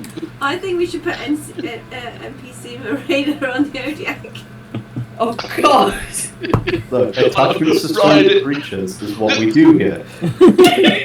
Also, what is an Odiac? Is that it? Can I see a better Yes. picture? I've never seen one of these things before. He's so cute. Look at Oh, him. Jesus. It's like a fucked up displacer beast. Yeah, it's basically these are burrowing creatures. They're three-legged creatures that have tentacles on them. The idea is that they burrow underground. The tentacles then are above ground and they look like really grotesque plants. And they then use their psychic abilities to lure people over, and they then attack you with their tentacles. Do that then. We'll dig a big hole, put him in the middle of it, and he can lure them all into it. That's why I said help. They could do some pretty big damage to plenty of zombies. Zombies haven't exactly got big piles of health. Their health Oh, is all their big numbers. brains. Good idea. I like your thinking. Tordom's just Yeah. gonna lie on the floor and like spam my head like, seriously, people. Yeah, let's not use him as a man for the time being. If he can stay underground and kind of just bait everything. That would be a good plan. Sure. So he'll just plant himself straight in the middle of the courtyard with his tentacles just sort of hanging above them. Are you gonna pet the tentacle or something? I might. He's a good boy. I am absolutely taking the opportunity to stroke a tentacle like a little child. Like, And you just hear, like, in the back of your mind, England, England, na na na na na. That's that weird drunk football hooligan. Yes, and every time that it's spoken to you, you can tell that he is quite plastered as well. it's coming home. It's coming home. It's coming. Oh, he's coming home.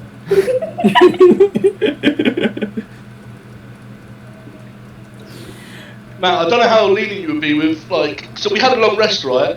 But we didn't really change our spells. And am I okay to change some of them now, or is it done? No, if you wanted to change them during the long rest that you've had, then I'm happy for you to do that, given that it's technically the same day and you haven't actually done anything. No, so I've got hallucinatory terrain as well, so I can make it look like just a floor. So they'll just keep walking into it and falling in a hole. Wait, hallucinatory terrain, does that just create the illusion of floor, or does that actually create floor? It's just an illusion. Yeah, it's just an illusion. So I dig a big hole and then put that over the top of it. We'll have that guy shining his fancy plants behind it. They'll walk towards him. And then Yeah, sure. we send in Morella, the nuke, to just like blow them all to pieces. I do have a nuke, adventurers. No, we're not using the nuke necessarily. We're using that on a big boy, No, maybe. she just stands above them. She's like 10 feet up. They're like 20 feet down. And then she just boom, and they all just go blah, and just turn to fucking bone and ash. Yeah, we have grenades for that though. Oh right, yeah, good. They sound more fun. Fair play. I was gonna say, nuke does a lot of damage. If we just do it on flim flammy zombies, it's not gonna be as fun. No. But the vampires. Exactly. But we also have to be careful because radius of that thing is probably insane, and we probably want to be at least 2 miles away. Well, Probably. it's basically 350 plus fireballs. It's not like fireballs that are molded into one big explosion. It's basically going to, you open the book and it's basically going to machine gun fireballs out. So that's basically what it's going to do. Jesus Christ. We need to get the We'll go another book after this.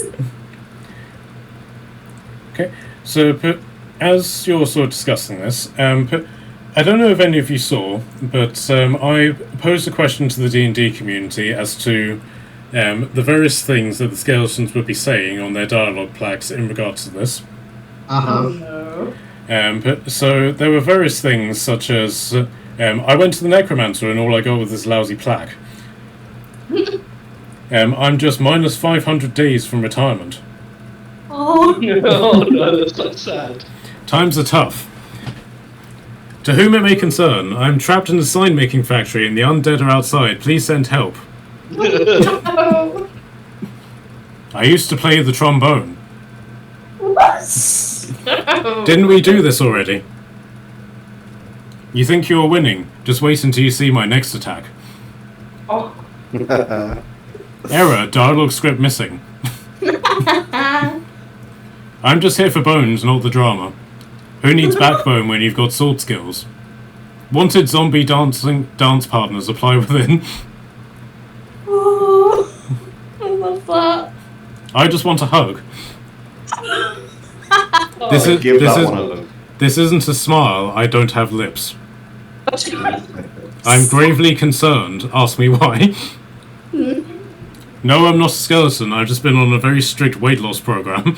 If you don't clean your bones, plaque accumulates. Oh my god. But no dogs. Oh god. I died as I lived, dead.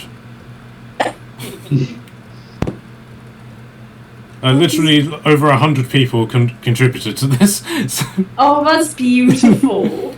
I was going to the surgeon, but I didn't have the stomach for it. It's just a flesh wound.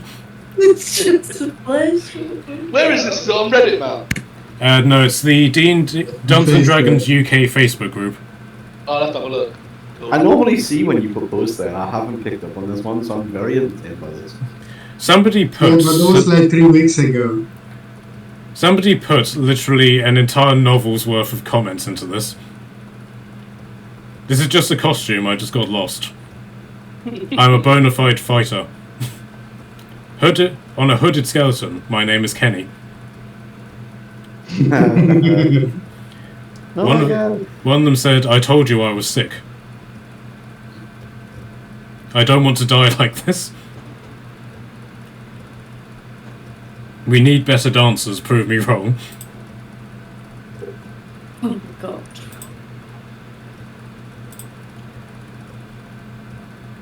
So yes, all of those skeletons have various different plaques on them, alongside the command ones that you've issued out. Cool.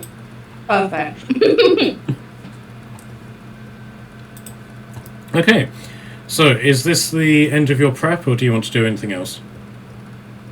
Okay. Cool. Can we get a better look at the map before it, the outside, the larger one? So are we fighting them in the middle here then, or are we gonna... What are we doing? We're waiting for them to come in these four walls? Yeah, so you are currently here, but you've placed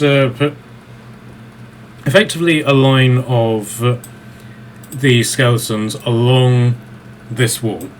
But those are the ones that you've seen, but you're also aware that Willem has basically placed skeletons effectively all along this wall. You've then got archers on these buildings that are under your control. Yeah. And then And the along army's this coming wall. from the south, we think. Yeah, it's basically effectively the only direction that the army can come, not to mention the fact that you know that it is coming that way, is that it is coming from Cathon to Ered. And the way that the city is that you go up the mountain somewhat, and then you've got the city. But in order to get back down to the road, you have to go back down the mountain and around. Okay. So yeah, you've. So yeah, basically the whole wall has been covered. You have effectively the skeletons that you can see, and bear in mind that each of the tokens effectively represents about 50 or so skeletons. Yeah, nice. Well, I wanted to try and dig out as much as I could around the outside. So my hallucinatory terrain will do 150 feet cube. So is that like the size of this whole area here? How big is this? Right. Sorry, one sec. Yeah, nice. I can't count them even days. So the map is only allowing itself to be put in one particular direction, and that's right underneath the bit for this. So yeah, So yeah, this is just shy of. This map here is just shy of 70 feet. Cool. Right, so all the way around the outside there, by the wall, I'll dig a moat. Sure. I can do a 5-foot cube every 6 seconds, so 50 feet a minute. 50 meters cubed a minute. That seems like quite a lot, doesn't it, for a cantrip? Yep. Okay, so as you are sort of wrapping this up, but you start to hear the footsteps or like the echoing rhythm of marching troops, and eventually the zombie horde begins to come into effect. So into view. Can I get just a general intelligence, perception check for those of you who want to try and work out how many there are? Yeah, I'll do that, definitely. I've got Hopefully. 10. Got 2 plus 8. That is... Where's... a dirty 20. Anyone else want to get involved? Well, it's a 4, so no. Want to? Yes. Can get? No. Okay, so Onyx, you sort of like parkour up onto one of the buildings to look over the wall. From where you can see, as the army sort of like takes a very sort of like it's not like a disciplined formation or anything like that. It's very much just like there's a clump of zombies here, and they're more or less in a line. It's not a straight line, but you roughly guess that there's about 30,000 zombies here. Okay, I'm gonna let everyone know that. And then also within the horde, like you're also seeing bigger zombies. You're then seeing the smaller flying bats that you encountered on the ship. You can then see the bigger individual bats. There's roughly about 4 or 5 of them.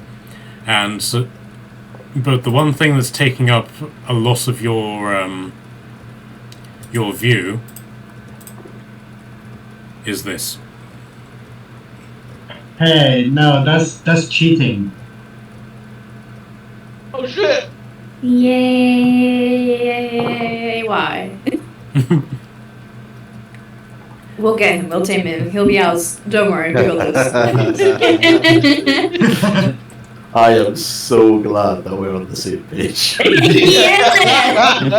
Hey, I have saved up hero points for a reason, clearly. But it's you and me, soulmates. Yes! And from where you are, you can't like make out the individual details, but there's like this momentary sort of like glint of light, and you can see that there is a golden figure sitting on top of the Terrorgeist. Golden figure. This obnoxious motherfucker. Aww.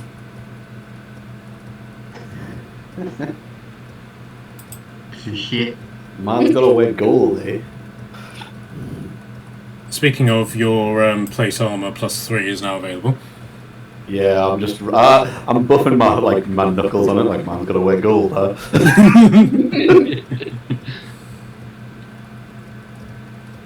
Okay, so now that the armies are in place and they're very much just sort of staring each other down, nothing appears to be happening. So you can hear just like the collective moans of the zombies, and the skeletons aren't really making any noise because they don't have voice boxes.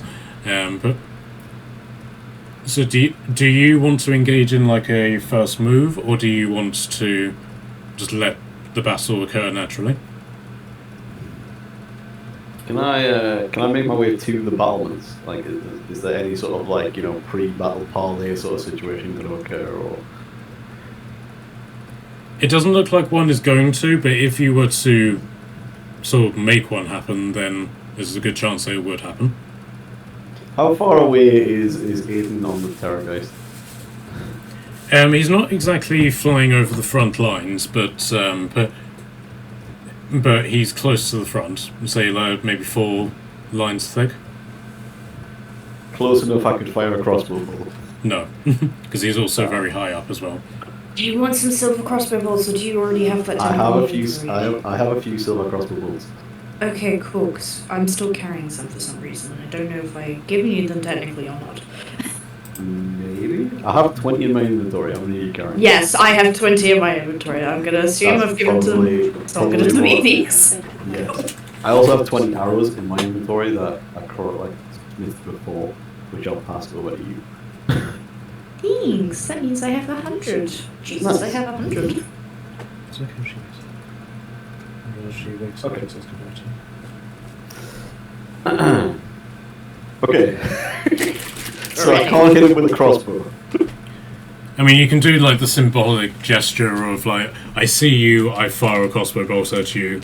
Let's begin this sort of concept. But What about what about if I drink the potion of fire giant strength and then throw a javelin at him?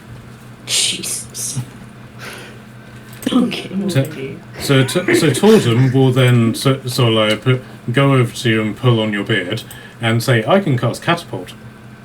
Oh no. Oh yes. I mean, Is if this you how want we to get up start? close and personal, you might as well. Is this how we start this? Really? Before you do it, I'm going to cast daylight in a 60-foot sphere around us, so we're covered in daylight. Just to get that out there. Love that one. Okay, so who is going first?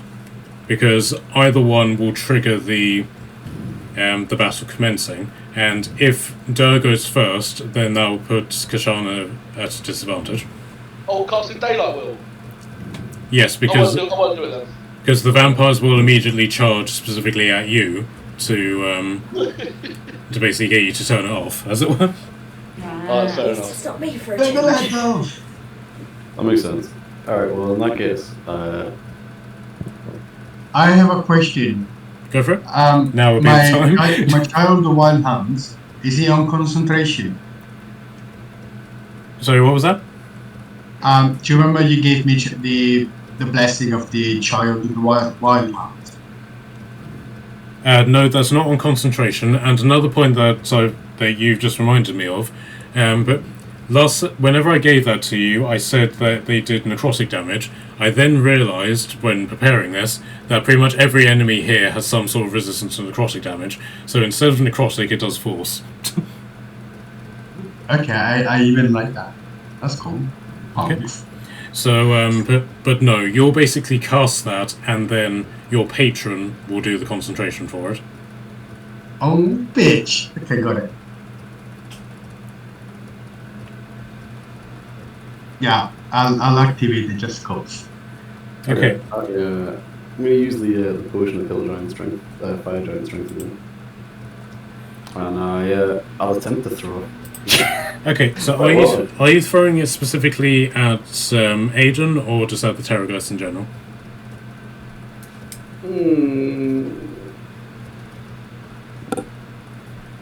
Great question. I'll throw it at the Terrorgeist. If you throw it at the Terrorgeist, then you won't have any disadvantage on it. But if you want to sort of thread the needle between the Terrorgeist and then magically curve it around to hit Aiden, that would be more difficult. I'll aim for the Terrorgeist. It seems more likely to be something that I'll hit, so I'll aim for that. Okay, so you take the potion of fire giant strength. Yep. Okay, and then you yeet the javelin. Can I get the attack roll to make sure that you sort of do it on track? Because Tordum is effectively just going to catapult it in the line that it's going in. Okay. I'm going to be. What am I going to throw first of all? That's the real question. I think the spidest thing on javelins is the only one I've got on me right now. Okay, it's been your understanding that the undead do have resistance to poison. What if I threw a grenade? Yeah, that would work. Okay. It'll be a question of would the grenade last the distance they would take, but that's for you to sort of find out about, if that makes sense. All right, I'm gonna roll. I'll roll a. What am I rolling? Just a general attack roll. Yes.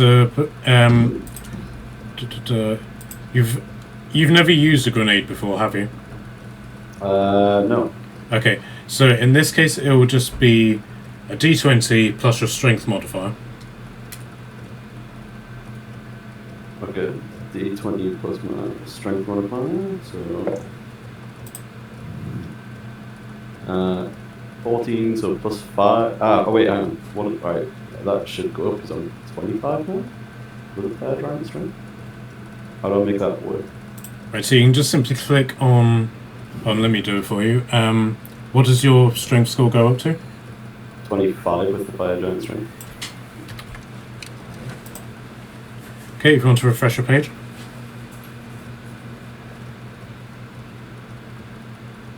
So, alright, plus 7. Alright, 6. So 21 is my total. Okay, so you pretty much get it directly on track for like the largest mass of the Terrorgeist, and then Torden will cast catapults. Dexterity. Which it failed. It failed the dexterity check, so it wasn't able to swerve out of the way. And oh, damn it! Sorry, one sec. Accidentally closed Torden's page.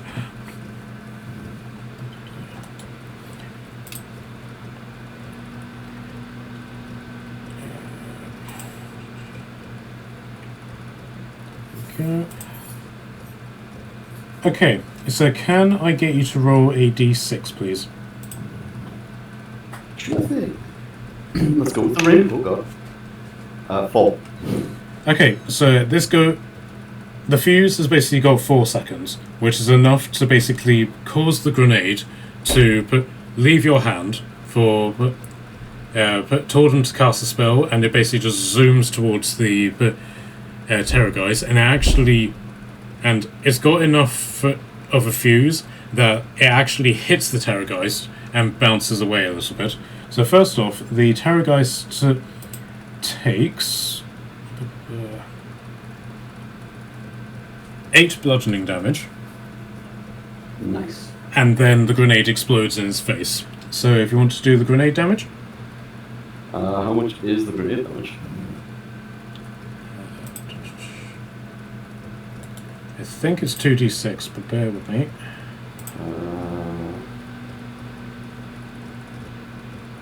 It says exploding fragmented grenades. Sorry, 5d6 rather. Yeah. Oh, and Aiden will take that as well. Okay. This is perfection. I've got. I need another d6. Alright, here we go. 5. I'm cheating. 5. If I roll 5 5s. No, that's a 3. Damn. You had to say it, didn't you? I was curious for a second. Alright, that was really like it got more strange as I've done it. I felt like I was shooting craps and I was about to get kicked out of a casino. Alright, so 23. 23 damage.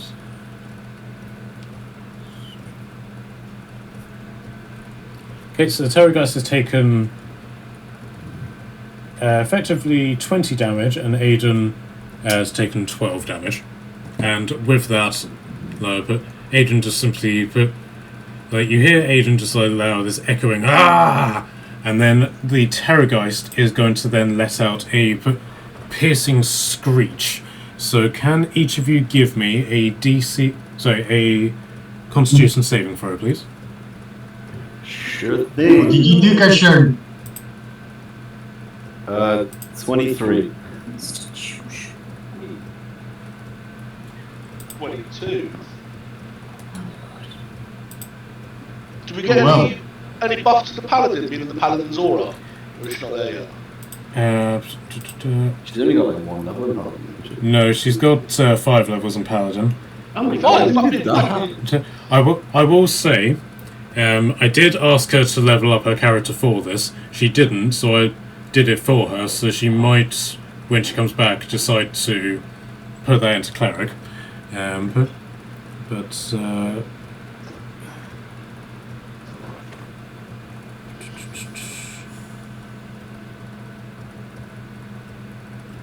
But in this particular case, I will get her to cast guidance on anybody who's interested. Please.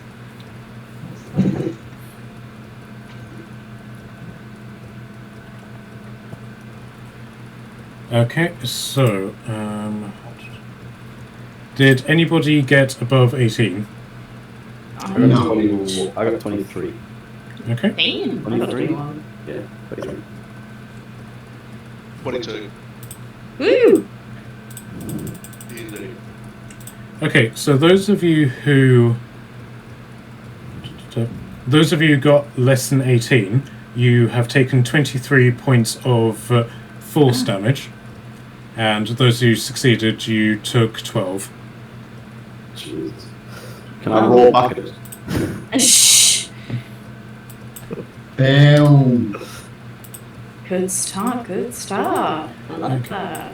And with that, the zombie horde basically surges forward. So, if you wanted to do but daylight as your sort of like Prep action.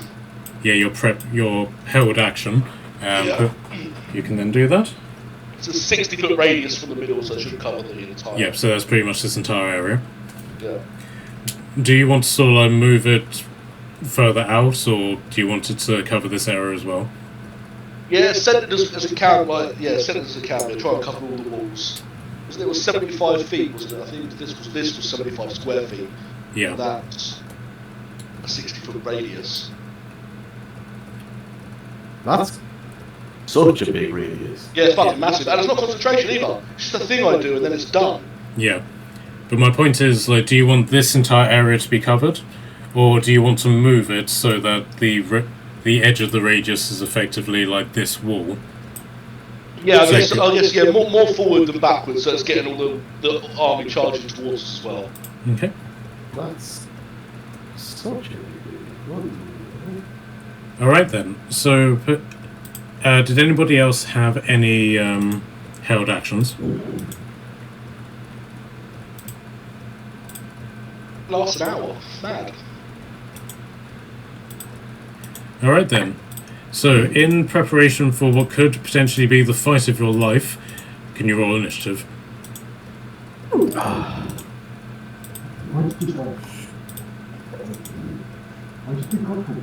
bro, I did not want it that high. Oh. It's actually completely disgusting that I'm still going to be allowing people with a 19. What?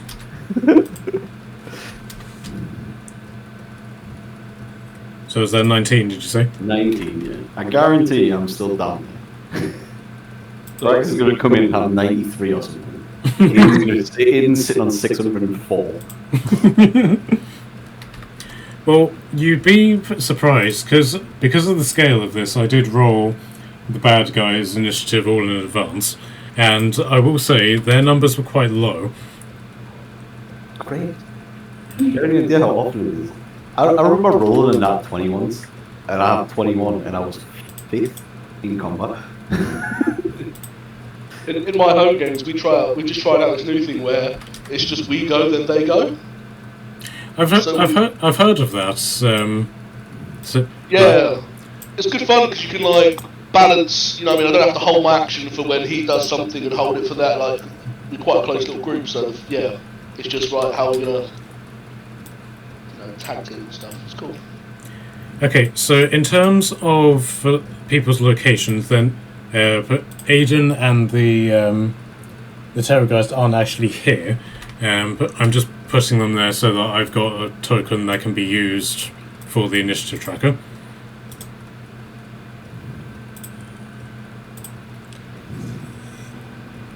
Can we, have we got any sort of information as to where the other vampires are in amongst the horde? Or, like, Right, I will get to that in a moment, but if you want to do a sort of perception check as everything is rushing forward and you just hear the sound of Theoden from your Lord of the Rings vibes is going, so it begins. And in fact, you see a skeleton that is just standing on top of the wall and just has that on his plaque. Oh, I love it. Okay.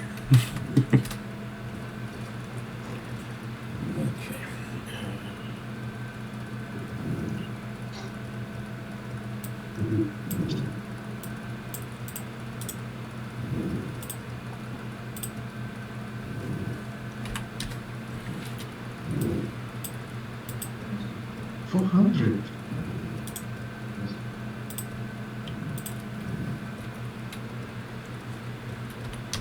I think that's all of them. Right. Okay. This map is very busy right now. Yep. So if you want, I can take the skeletons away, because the skeletons are at the front. They're basically just holding the zombies at bay, and they're basically just going to be what counts as the lair action. So I can do that if you want. Could be worth hiding just to make things a little less cluttered. Okay. Yeah. Right. I will keep the ones that are effectively at the gates, just so that the tokens are still there, because I will forget to roll for them. I'd be the same. Great plan, great plan. What did you get, Dan? 13. Okay, so did anybody want to do perception checks to try and find where the vampire lords were? Yeah, dude. Apparently, no, I didn't. I assume I didn't. I got 12. 19. Well, they've only got little legs, so maybe I should have been disadvantaged. I want to get you a box! I normally have Totem on my head, so you can take it off. That's cool. Oh, that reminds me. Tordum has activated her flying carpet, so she's sort of hovering above that. She can take somebody with her to basically be on the carpet with her. The only problem is that if she does that, then the carpet will start to descend. She can move it back up on her turn, but it will start sinking. So does anybody want to go on the carpet with her? Yes, but I feel like I'd make it descend very quickly. Yeah, weight is a factor. Maybe Onyx, like a sky shooter? Yes, that's a good idea. As much as I would love to be in the air and jumping onto the back of that. You do have your cloak at the bat. I have a way. I was keeping that on the low. Like I've not really played with it much. Like with. I have it there. Oh my god, you're gonna be my giant eagle in the battle, I guess. I'll be a fucking Quetzalcoatl or whatever those fucking prehistoric Quetzalatus. 30 meter wingspan badasses. I would ride you into battle. That's it, that's what we're doing, there you go. I can also set myself on fire, but it might burn you. Oh my god! I am resistant to fire.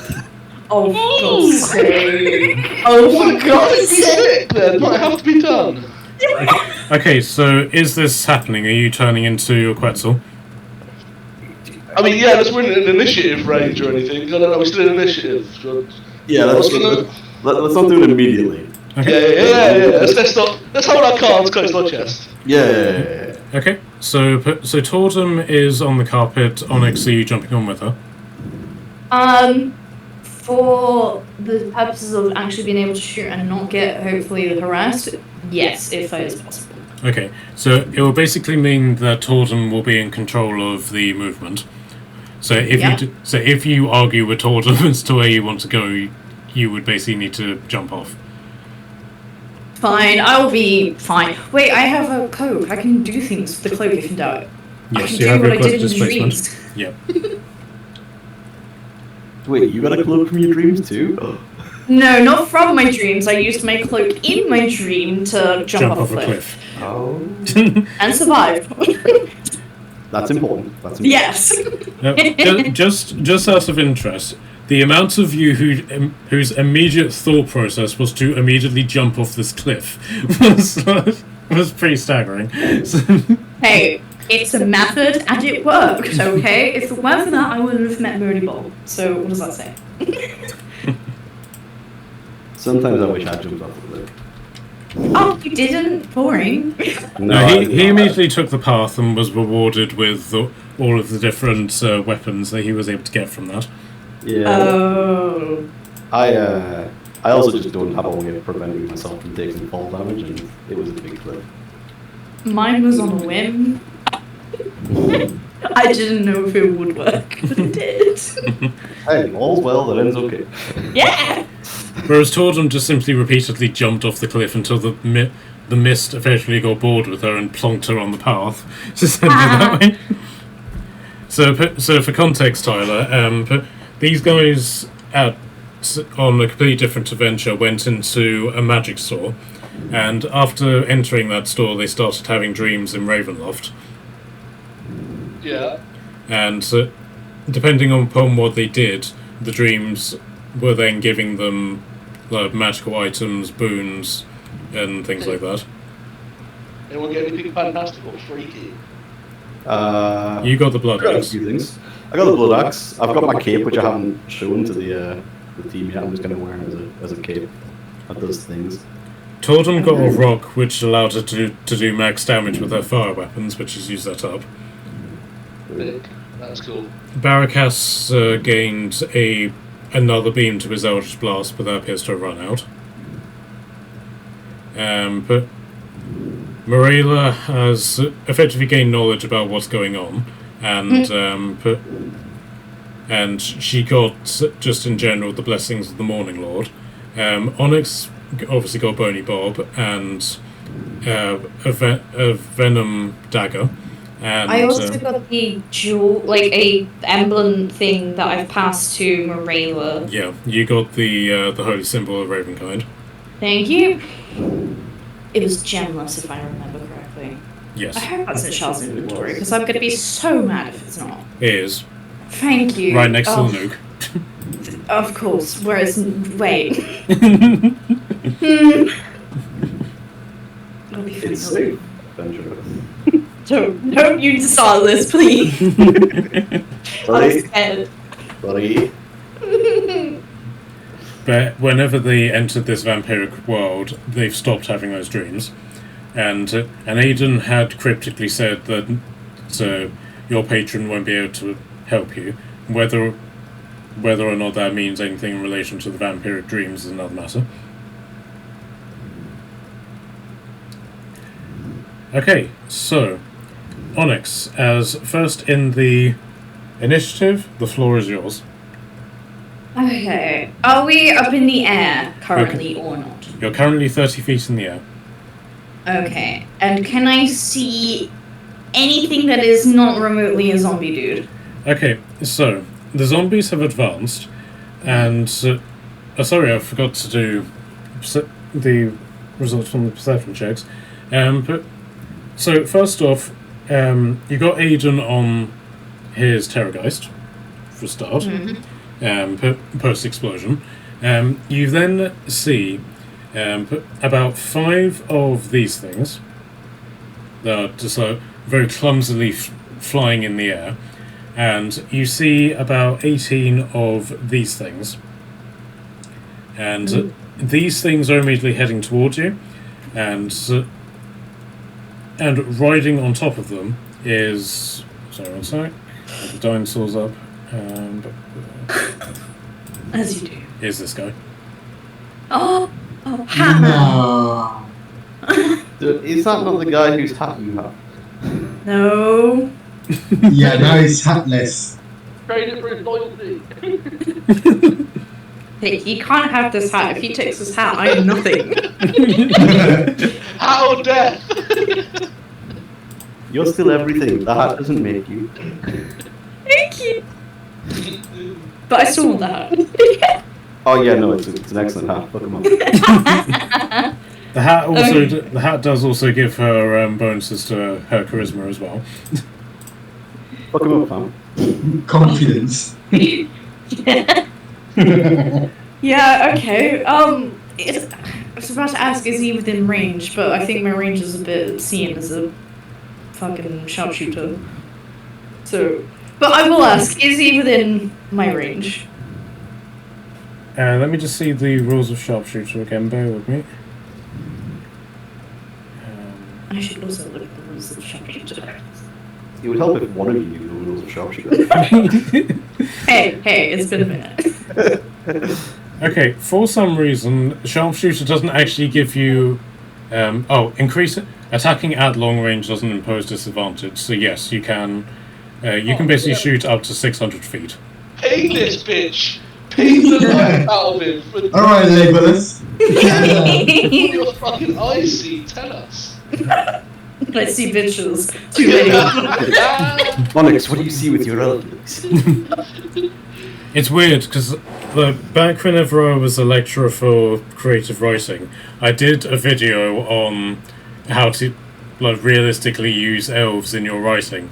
And one of the pictures that I brought up was a picture of Legolas that says, "I can see an army from 50 miles away, but I can't see my best friend floating downstream 20 feet below me." Rude. Okay. It's like ultimate long sight, isn't it? Like. So, so as everyone saw egging you on, Frank appears beneath you. He's like, "Yes, ping him, darling. I have plenty of ammo for you." Ammo, Frank. We have ammo, Frank? Oh god, okay. Can I point out, this is my favourite iteration of Frank thus far. Can I see the whole picture, please? Just because I'm curious. Oh no.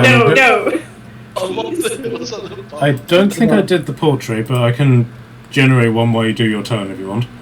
Do you have any idea how much I'd enjoy Frank more if he just had a bunch of weapons that would pick up? Imagine where he's taking them from. We could have this, darling, if you wish for it.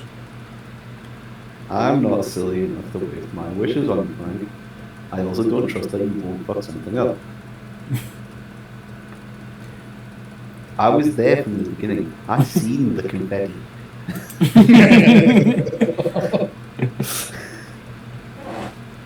Okay, I'll probably... For some reason it didn't save it, so I will have to make it again. But yes, he does have a black sensor bar over his schlong as well. But he's basically got 2 quivers on his back. A quiver's attached to his black bar, and quivers around his legs as well. And then he's also carrying just like this giant pile of weapons as well. Love that. This is how you do it. This is how we do it. Okay, so who are you shooting? I'm gonna try and shoot at Vlad. Okay. Hopefully. Please. And the question is, are you using silvered arrows? Duh. Yeah, I'm gonna have to. It says with utter resignation. Well, because I don't want to wait. I only have so many. Okay, again, they're not here. I'm just putting them on here so that you've got tokens for them. So 1, 2, 3, 4. Thank you. Ooh, hang on. Do I be a smart? I should totally be a smart right now. Gonna cast Hunter's Mark. I remember for the first time in ever. Damn, she is on point today. Woo! This is her completely knocked out with tiredness. Yeah! We're doing great! Sleep deprivation is doing you wonders. Apparently. Hey.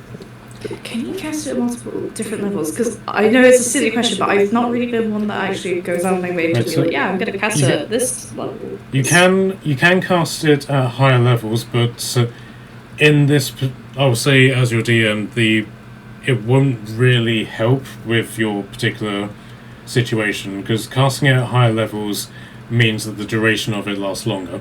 Oh, it doesn't do anything. Okay, that's fine. Cool.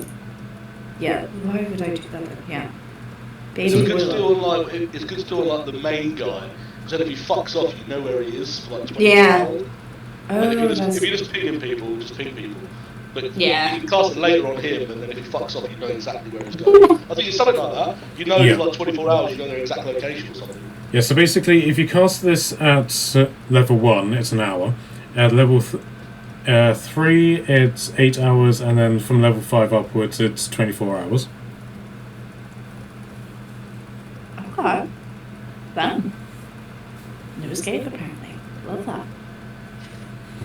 Okay, so specifically, let me bring him to the front. To front. Sorry for being problematic already. That's alright. So it's sort of like this. He's got 4 individual squadrons of these creatures, and he is riding on the rightmost centre one. Okay. Could have picked something cuter to come along with, but you know, his choice, I suppose. Right, Hunter's Mark is 1d6. I must remember. And then I must. So are you casting it on the creature that he's riding, or on him specifically?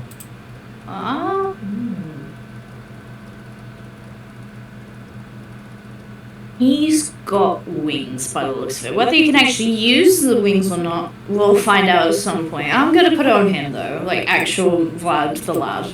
Okay. Nice. Fucking wreck him. Woo! Dragon wing bow. Right, here's fucking open. I'm not sharpshooting for context. Not this time, because I'm testing to see how nice my dice are gonna be. Okay. That is 23. Yes, that is a hit. So again, are you hitting him or the creature he's riding? Vlad, because why not? I Okay. don't want him touching my hand. Yep. So that hits him. And the one thing you do notice is that he doesn't really appear to be wearing armor. He's just wearing a captain's outfit. I mean, if you're It's literally coming for you. Do you mean, like, not a full captain's outfit though, right? Just missing the hat. I've got you. Alright, so silver arrows, so roll your damage, please. What is the thing that I just used? That would be useful to know.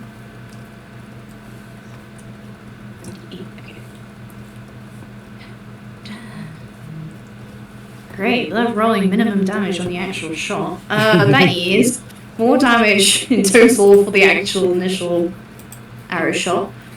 Okay, so that's 4 damage, and then do you want to then do your dragon bow effect? Yes, that is an additional 5 from the dragon bow. And then And Hunter's Mark? 3 from the Hunter's Mark. Okay. And then, just for the sake of brevity, I'm assuming you're doing a second attack against him? Mayhaps. Yep. Huzzah! Ah! That is 21. Yeah, that hits. Again, it hits him, not the creature that he's sitting on. Yes. Okay, so that is 6 piercing damage with the arrow. Yep. Silver arrow. 5 from the dragon wing. Yep. And then 6 from Hunter's Mark. Oh, nice. Ew. Okay, so all in all, that's 29 damage to him. Oh. Eh. I'm doing it Nice. apparently. Where's silver arrows? Oh my gosh, there they are. 22. Okay, and then for reasons that have absolutely nothing to do with him potentially falling off his mount, he's going to do a dexterity saving throw. Oh, really good. Okay.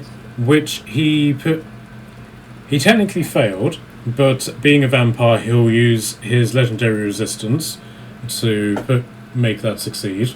So Nice. So you can see that he very much did lose his balance and then managed to just magically teleport himself back onto the beast. And it's like, you saw nothing. Mm-hmm. I already have my first action ready for my turn. Okay.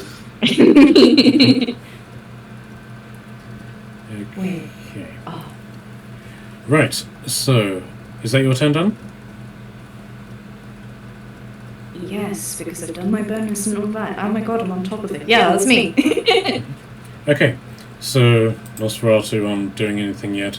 So it's now time to see what's happening with the skeleton horde and the zombie horde. So the skeletons are actually holding their own against the zombies to the point that they're actually being able to push them back slightly. But it's not a case of like they're actually pushing the zombies back against the wall. It's more a case of like they push them back, then they walk to the edge of the boundary of the wall and then stop, so the zombies can then charge into them again. And the okay, so that's basically the skeletons and the zombies under Willem's control doing something. What do you want the zombies on the skeletons on the houses who are under your control to do? Fire on someone, just start fucking shooting people. Just a straight up volley, as it were. Yeah, just start fucking. But like the fire guys, the ones on the wall, I've got volley for the ones. Unless someone else has a better idea.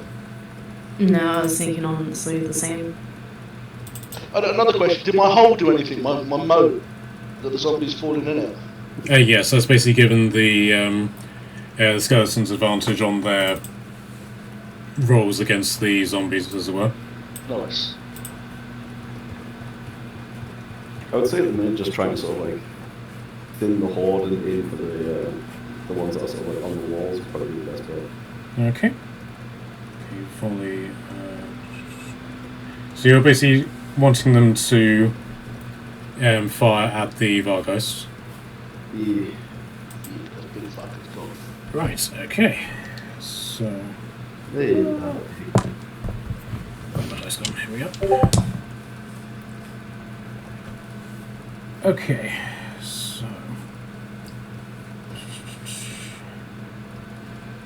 Okay, so like, as I said, each of these tokens is 50 zombies, so 50 arrows are firing from like each of these units, and so these two both failed their dexterity checks, and this is very much like the 300 like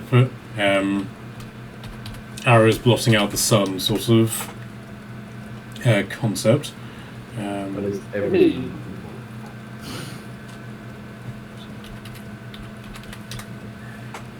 But then again, these are also just standard arrows, as it were. So there does seem to be something of a sort of negligible effect against them, if that makes sense. Right, so the one that is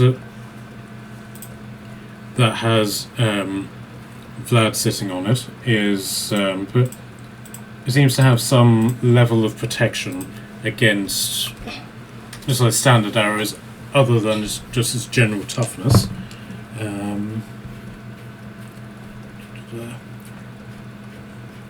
So that doesn't seem to take as much damage as well. So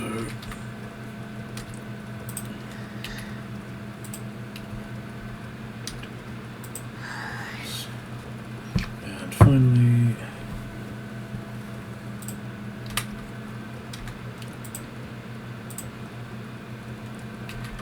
okay.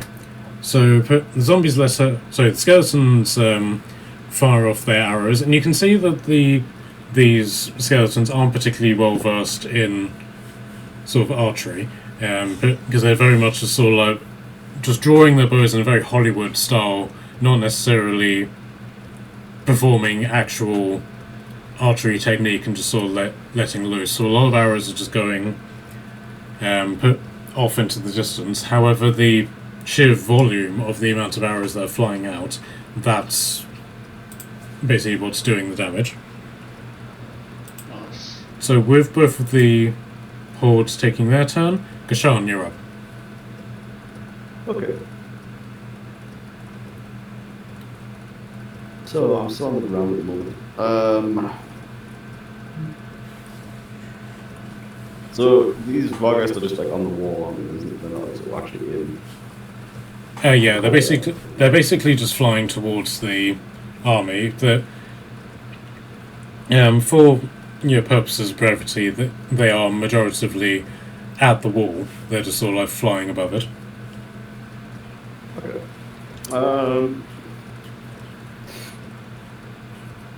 Well, seeing as I am not sort of completely striking distance of anything just yet. I will use my giant's might, first of all, to get myself big, get myself ready. You're like fire giant and giant's might. You're just dead. Yeah, I'm just huge right now. For the next hour, I'm massive. Fucking pumped. I'm like went to the gym and just done like 4 hours on chest. Oh, I've He been just- doing nothing but press ups this entire time. He just shouts out in a booming voice, "How about you, bench?"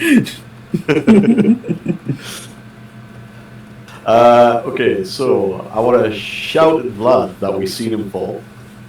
I'm big enough now, he hears me. So that's my first thing, is I'm shouting at him, letting him know that we see him fall. And then I'm going to attempt to shoot him with a couple of silver bullets myself. I'm not going to sort of move just yet. I'm not going to commit to anything just yet. Sure. So I'm just going to take my... Ooh! I'm level 11 now. I'm going to take my 3 attacks. Mm-hmm. And I'm going to shoot at this guy with a crossbow. Okay. We have established that you can just simply ignore the loading property. Yes, crossbow master. Got this. Okay. Let's get some rules. We have 22 to hit. Specifically shooting at Vlad. Specifically shooting him loud. Yep. That's a natural 20. Oh yeah, baby! Okay. Oh boy. Oh yeah, baby! And the third one's a 3. Okay. So I assume It's 9. fine, it's fine. I assume that 9 doesn't hit. Unfortunately not. But, Okay, well, 2 out of 3 ain't bad. And I mean, you know, one's a crit, so that's double damage anyway. It's basically all 3. Mhm. Alright, 1d10. Where are all my d10s? I got a new big dice tray that has all my trays on it, but then I just, for the life of it, when I'm looking at it, I can't identify a d10 to save on there. And speaking of dice trays, that kindly brings us round to our sponsor, Dungeon Divergence. Hey. I made myself one for my character in my other campaign. I haven't made one for Durr yet. I should make one for Durr. I made one for Finno Shaw, who's my fighter warlock in my other campaign. All right. Cool. So, I managed to get a leprechaun as a patron. that's good. All right. Okay, So let's do damage. 10 on the first hit. That's the non-crit one, yep. That's the non-crit one. Yep. So, do I apply my giant's might to a crossbow? I don't think so, no, because it's a dexterity check. If you were using a javelin, then yes. Okay. I accept that. Well, actually, now that I've said that, I'm now not sure, so let me check. That makes sense logically, doesn't it? Yeah. It does make sense. You just put in the trigger instead of fucking hurling. Yeah. I mean, I can throw the bullet instead of that. Yeah, just throw the whole fucking crossbow. I've got a +7 to strength right now. What, you mean throwing the crossbow? Fire off a couple of bullets, then just throw the whole crossbow at him. What does giant might do? I don't know that. So first off, so- he goes up a size to large, so hence taking up 4 squares. He has advantage on strength checks. On each of your attacks, one of your attacks with a weapon or unarmed strike can deal an extra 1d8 damage to a target to hit. You know what's really stupid? I know this because my character has it in the other. I picked what's the subclass for your fighter? The Rune Knight. Yeah. Rune Knight, yeah. That's what I picked as well. So I actually have this on my other characters. No, I know exactly what it is. Sick, very cool. Okay. But it depends on what you are okay with. Like, I would say no because it's a crossbow. That's good with me. Yeah. Okay, so but technically, as rules is written, it would technically allow it. But if Yeah, you're we'll stick with that. We'll stick with it for a melee attack. I'm not using my strength right now. I'm just firing the crossbow. So. sure, okay, all right. All right. So 10 on the first one. Yep. In that case, and then 11 on the crit, so 22. So what's So that? that's 32 22 damage. damage total. Okay, he will do another dexterity check, which again he failed, and no doubt of. We saw you fall again. No, you did not. Look at how tall I am. I am watching every move. Hey, where's your hat? I know I don't have it, but that's vicious mockery, right? Yeah, I'll allow it. 1d4, 1d4, please. Oh, perfect. 3. It's like you just flicked him. Fuck you. I can see his ego bruising from here. Alright. Stay away his fucking hat. Any movement? No, I'm gonna stay where I am. I've got a nice, centrally position for anything that might need to be dealt with, and I'm gonna hold my reaction because I have runes to use that I never use and keep forgetting about. So I'm gonna hold those. Okay, so with that, Vlad, having been particularly insulted by you, is going to spur on his mount away from the main group, and is going to charge directly at you. Oh, I'm gonna wink at him and blow a kiss as he does. Heyo. Heyo.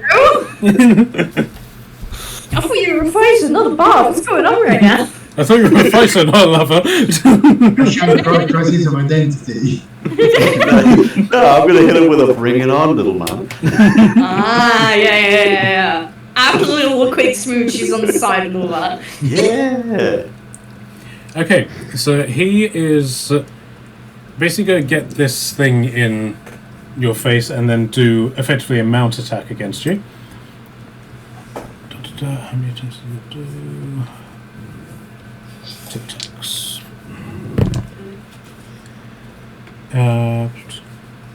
Does a 20 or a 21 hit you? No. No, it does not. Nice. Okay. So both of those just graze against your armor, and he is then going to leap off of it and try to land on top of you and attempt to Dark Souls you in the face. So, he hasn't had much luck with dexterity saving throws, but let's see. And he will use up his last legendary resistance to God. Oh, you poor little guy. Okay, so he is then just going to plunge 2 great swords into your face. Ooh. Okay. Okay. But hey, he can't do it again, that means. One completely misses with a 2. Oh no. And I'm assuming that a 24 hit you. 24 is now my AC. Okay. Oh, that's terrifying. But I'm going to use my Cloud Rune reaction to make the attack go to the Vargeist instead. Oh, very nice. Yeah. Do you want to explain to Tyler what happened the last time you used this? No. Wait, what happened last time? He killed Bill Gates.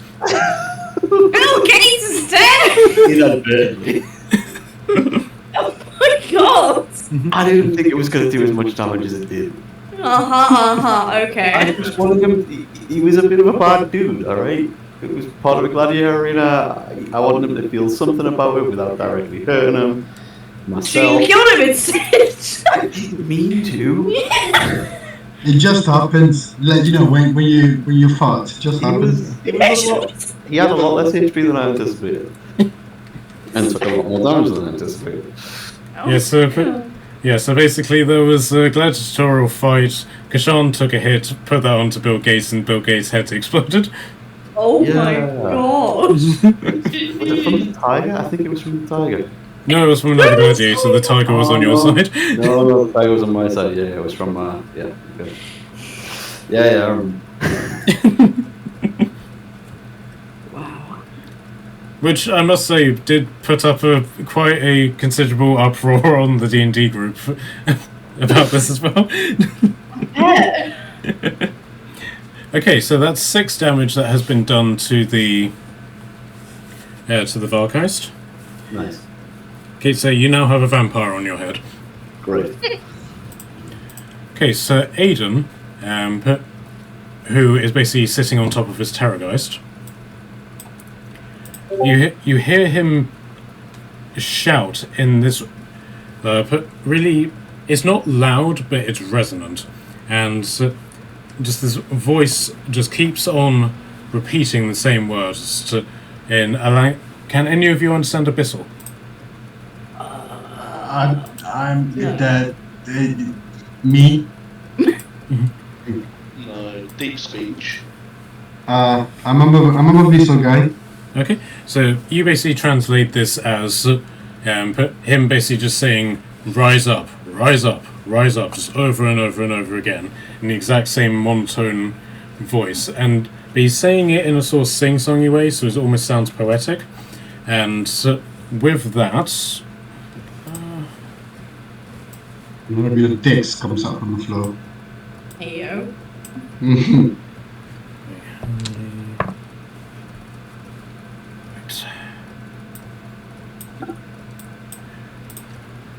Two hordes of zombies just sort of erupt from the ground. And these represent about 50 zombies which are very tightly packed in this particular area.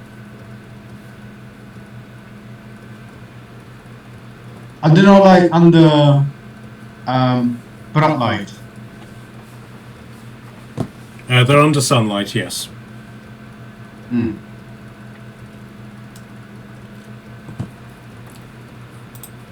Which does also remind me, thank you for reminding me, that has now taken sunlight damage as well.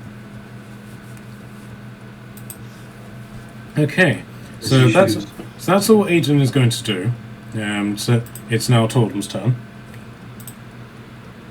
So Tordum is going to ready whenever I can find it. Melts minute meteors, and she's going to start it at 3rd level. So she now has 6 meteors floating around her, and this is something that is causing a bit of distress to you, Onyx, because they rotate around her, and one of them keeps on bashing into your leg slightly. Ow. Stop it! Stop it! Right. Okay, and that's her action to cast it. Do you want her to take you anywhere? Somewhere safe. Okay, so Let's change continents, shall we? she's going to pull you back a little bit further this way, and then rise up the carpet to make it to cancel out the sort of 10 feet that you've dropped with you being on the carpet. Fat shamey now? Wow. No, that's fine. Okay, so Durr, you're up. Change everything. Right. I'm going to say, right, Operation Phoenix is off. Kashan, do you want to go flying? And I'll look to you and see if you nod or not. Kashan? I think they. He's being me. Yeah. Oh, Oh, hey. I perfectly is the. Do I want to go flying? Yes. Should I eventually deal with the vampire that's currently on my head? That feels. it's not both. It's. Oh, Yeah, alright, fine. So more precision. So I will cast underneath you.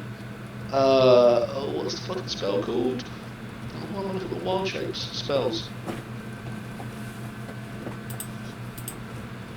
Scroll. Summon draconic spirit. So I say, you don't want a big bird. A dragon master needs a dragon steed. And I'll cast summon draconic spirit. So a silver dragon will materialise from underneath you, come out of the ground, and then you'll be sitting on its back. And I'll get that dragon to make an attack at Vlad. Oh my god. That's sick. That's incredible. What the hell? It only has 50 HP. That's fine. It's a fucking dragon. Yeah, 50 HP, 14 armor class, so it might get hit. So yeah, just be aware if you're flying and it gets taken down. But I'll do my best to try and make sure it don't happen. Okay, so Kashan is now currently riding on this thing. Yeah, and he's gonna make a multi. He's gonna make it's a multi attack, but he's only got one attack because it's like something rounded down. It's only 2, halved and rounded down. So a rend attack. So 1 +4 to hit on Vlad. Oh, it's an natural 20! Shit! Third one of the night. Okay. 1d6 +4. Okay, is this just I roll normal? a 1! 2! 6 points of damage. Sorry, carry on, DM, just say. Is this just piercing damage? Yes. Piercing damage. And given that it's a silver dragon, I'll say that it's causing a silver attack. So, That was the hope. That was the hope. okay. And then it's going to turn to that horde of zombies, which are approximately 30 feet away. Yep. And This one? yeah, You go 50 breath feet attack. away. Brilliant. Hopefully, I can get Vlad and his Fargeist as well, and it's going to use its breath weapon attack and excel fire in a 30-foot cone. Lovely. I'm pretty sure silver dragons are fire, right? They're not lightning. I think they're cold. Give me a sec. I think they call this one. That could be cool, actually. Silver and light, yeah. The one's lightning, perhaps. Power. It's got power. It is cold. It is cold. It won't use paralyzing breath. This is like an actual dragon. Yep, so that will be... So, from... Right, you won't be able to get the beast, so the Vargeist and Vlad, but you will be able to get the Horde, unless you wanted to move a little bit. Oh yeah, if I could. Yeah, I don't know if he could pull his head back or not. If not, don't worry about it. Yeah, if he could like squirm, I just don't want to give an attack opportunity on myself. No, it's when you actually move out of its attack range. Fair enough. Yeah. So if I could get them all in the 30-foot cone. No, but I mean, because Kashan is on top of it, it can either attack the Horde or it can look back on itself and then do it. Fuck yeah, the Horde's getting it. Sure. Yeah. The Horde's getting it. Alright, so... It's a big fucking cone of ice is just gonna encapsulate them. Let me just roll the DC check. Yeah, which is against my... It says your spell save DC. Yes, that'll be you as the druid. Yeah, so that's 16. Yeah, very definitively failed that. Oh yeah, 2d6 coming up. Is it just 2d6? Yeah, it's only a CR2 monster. You know what I mean? It's not anything. It's not an actual dragon. Okay. That is 8 points though. 8 points. I mean, it's got a breath weapon and a melee attack. I'll take it. And this bitch can fly 80 feet.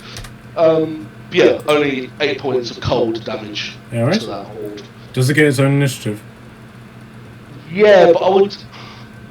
Yeah, I'd hope it to. I don't know if I can like tie it to Kashan and he can control it from now on instead of me having to control it on his turn. Is that just long? I'd be good with that. Yeah, let's just do that. So, so in terms of the movement speed, does it have the movement speed of a silver dragon? 80 flying. 80 foot flying. Sorry, 60 flying. I've essentially the link for the for the spell if you want to read it yourself. Lovely. Okay. Right, summon draconic spirits. Oh yeah, cool. Lovely. So yeah, so you basically then disentangle the claim that you have on this dragon and you effectively tell it to obey Kashan. So Kashan, can I get you to do an animal handling? Yes. Gee, you have any idea how happy I am? I'm on a dragon. A dragon on a dragon. I don't know if any of you have ever seen it, but there's this meme that keeps on appearing on my Facebook feed, and it's one of the sketches, and a group that has a centaur asks for 5 horses, and then one of them turns to the centaur and is like, wait, why 5? Do you want it to like carry the stuff? And he's like, no, because according to this rule, I count as a medium creature, and jumps the centaur, then jumps on the back of the horse. It's that way.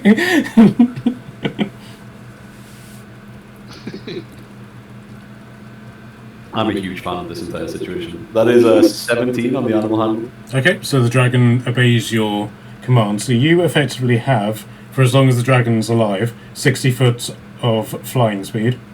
Oh wow. Incroyable. Okay, anything else is done? Oh, I should probably do something else clever. I am death. My extras. No, that's it for now. Alright then. Okay, so the Odiag is now sensing the presence of a giant dragon above its tentacles. No. So let's see if it's got the wisdom to work out that that's not what it's supposed to be attacking. Please. Right, so it did it with disadvantage because it's drunk, but it got 12, which is still enough. So so it's deciding to stay hidden. So Vampire Spawn won't go do anything yet. So the Vargeists are now going to move up and attack. So this one is going to go for Morella.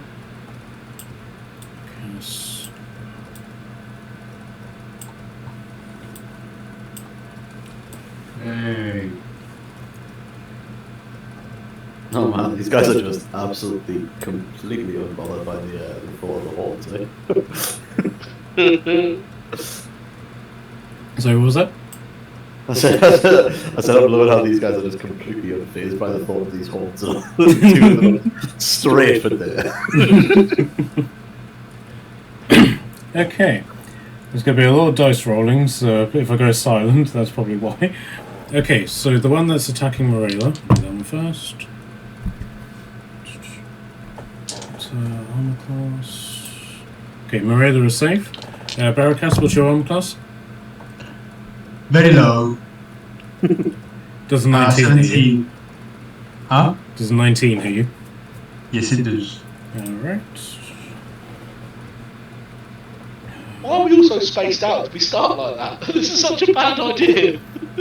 We're fine. We've got this. I thought We can all do we were going to be like back to back or something. We all just run to each corner. Well, I mean, I tried back on Totem, so it's down to you guys now. Good luck.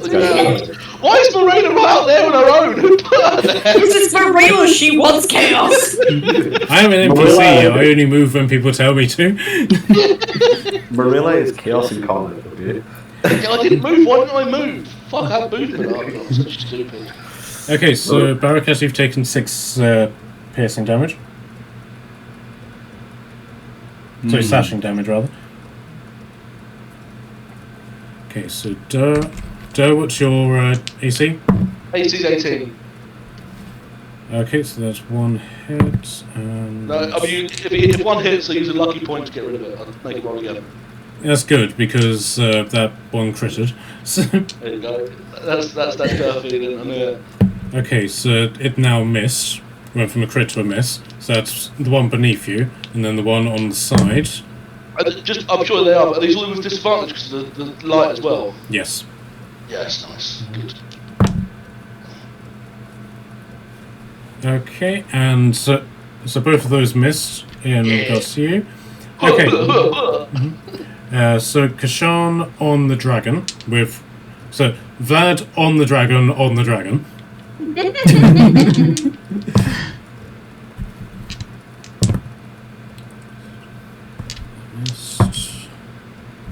Missed. That very definitively missed with 2 natural ones. I mean, they're looking at a dragon on top of a dragon. I'd be a little bit intimidated too. Okay, and then an 18... What's the armor class of the spirit? 14. Okay, so one has managed to do an attack against the dragon. That's 9 damage to the dragon, if you're okay to keep track of its health. Yeah, it's on 41 now. Okay, and then attacking Torden on the carpet.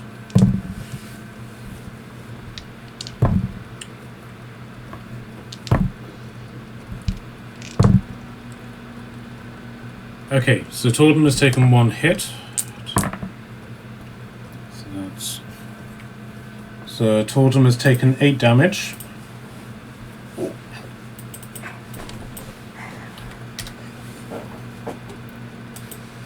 And then she's going to do her concentration check. Torton will use her inspiration point to fix that, and she maintains concentration. Okay, so that's the Vargeist. Do you want Bony Bob to do anything? And Bob stays safe for the time being. Okay. Okay, so Cathay's still in the army. So Morella is... it's now Morella's turn. And Morella is going to look this Vargo straight in the eye and say, "You've picked the wrong fight, monster. I have 2 attacks now." Oh god. So strikes with the mace for a nat 1. Okay, good start. And second hit manages to hit. So that is 5 points of damage with her silvered mace to cancel out its resistance. Nice. Aha! Well done, Morella. You've got this, honey. Slay, queen. And then she is going to cast a healing word on Please. Torton. Sorry, on Barakas rather.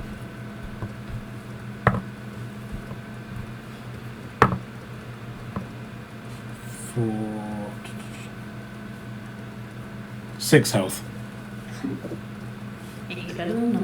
She then recovers 3 as a result of that. Okay, Radovid's not going to do anything, so Barakas, you're up. Radovid's doing nothing. Okay, alright. So, I have this dude in front of me, right? Floating in front of you, yes. Its legs are sort of level with your face, but it's flying as low as it can go to be able to engage you.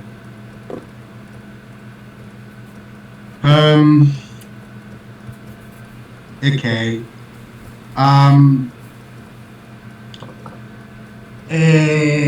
I have fucking Spirit Guardian activated, by the way. Okay. Before. Alright, so you hear this utterly devastating screech of literal Nazgul as 3 of them drop down out of the sky to effectively perform Spirit Guardians within a radius of you, and you're the only one who can see them for those purposes, but they look like this. Oh, damn. That's cool. Oh boy. I like him for now. Okay, so you said that you did this prior to the attack, did you? Yeah. I think Well, yes, that was way before the attack, the battle started. Okay, so do Spirit Guardian damage for it whenever it entered your attack range. Yeah, the all radiant damage in this case. No, force damage Force we damage, said, yeah. and it's 15. 15. Okay.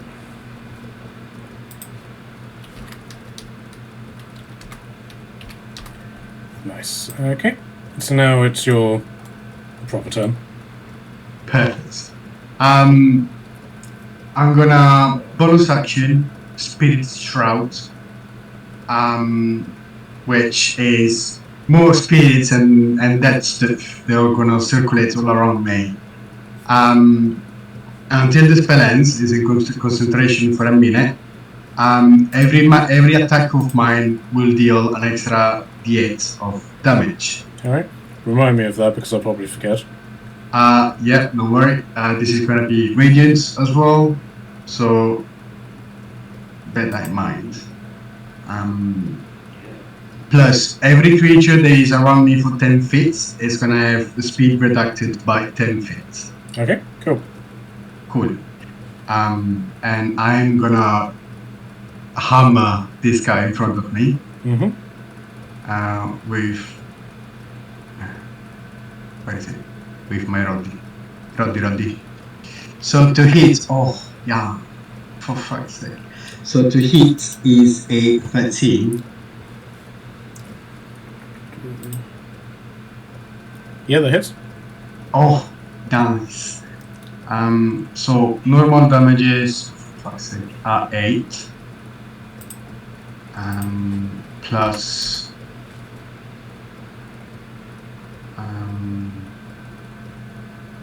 Just give me a second. This is new stuff.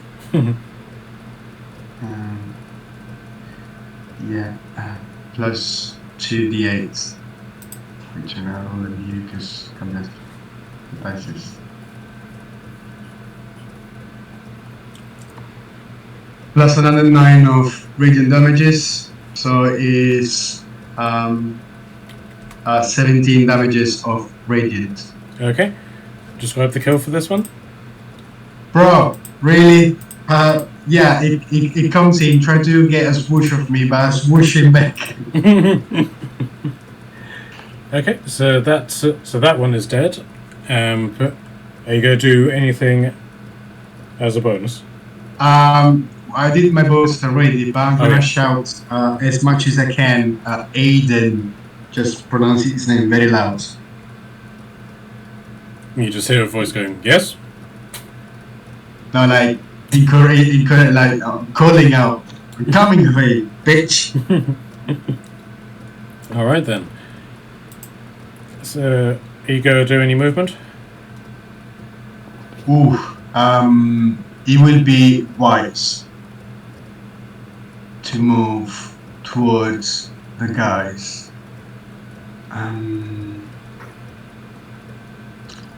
Yes, I will. Tormund and Onyx are up in the air, so it might be best to move towards like the. Yeah, I'm coming to you. Ooh, where the, yeah. Here. And those two is gonna take damages. Sure. Yeah, come on. 7, 7, 14, and that is a 6. 20? Yeah, that hits. Oh, sorry, 20 damage, did you say? 20, yeah, 20 damages. All right. Spirit Guardian. Alright, that hit these things hard. So, so you can immediately see that these things are immediately just sort of blown away from the combat, and they seem to have this immediate impulse to flee, but then something that happens inside their heads and it forces them to stay. Oh, I'm so sorry for them. Okay, anything else? No, I am done. Alright then. So Cathay's Wild aren't going to do anything yet. Alright, so do we want to do the next round, or do we want to finish this for the day? I would really want to do the next round, but it is like 11. Yeah, I was going to say, as much as I would love to go through what I'm kind of wanting to go through, I do kind of need to do it. Alright. I think I'm gonna get responsible as well, and yes, I'm gonna say I'm gonna go to bed. But this has been so much fun. It's great so far. Yes. Yeah, so We're not you're trying, at the lead, you're at the head of an undead army taking on another undead army, whilst riding a dragon, whilst facing another guy who's facing a dragon with a guy on your head.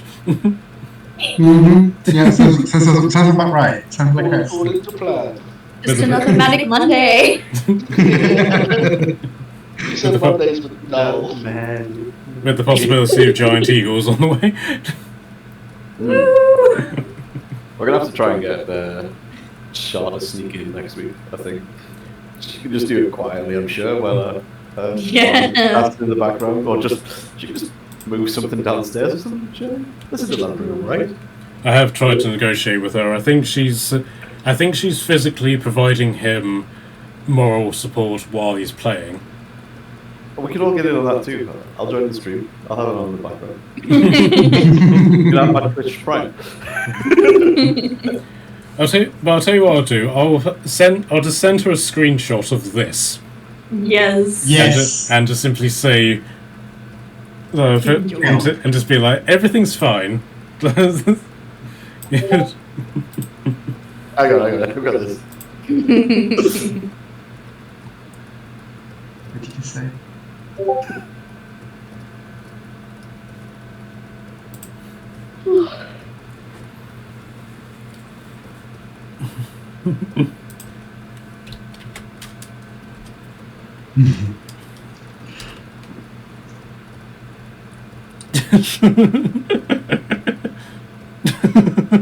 No pressure. No pressure. There's several people are dead. A lot of people are dead. I'm not on a dragon. A vampire is not on me.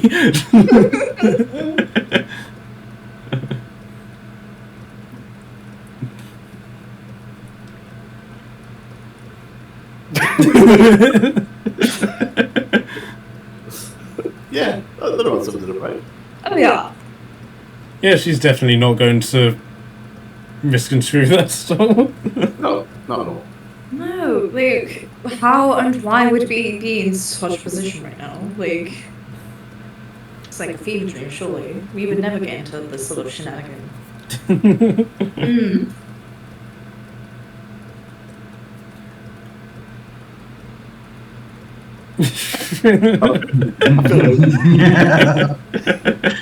I feel like that was necessary information. Yeah, Yeah. I was about to say. We've basically done the session recap ready there. Yeah. She's up to date now, right? Yeah, so she can basically just look at that and say everything is fine, or Yeah. or just simply say to her partner, just like, screw you, like, the dragon's involved. I imagine it going down to the situation where like she looks at it, and it's just like the Helsinger Bridge bit of what the hell is it? What even is his name? Guys, how in the blood so Protestant? Hell have you done that?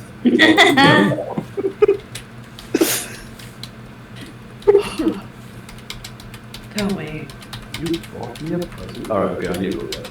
Yes. The deprivation is creeping in when Alligator Bridge comes in. Thank you for the session though, Matt. It's been great. Yeah, no worries, guys. It's wild, but fantastic. I have things to do.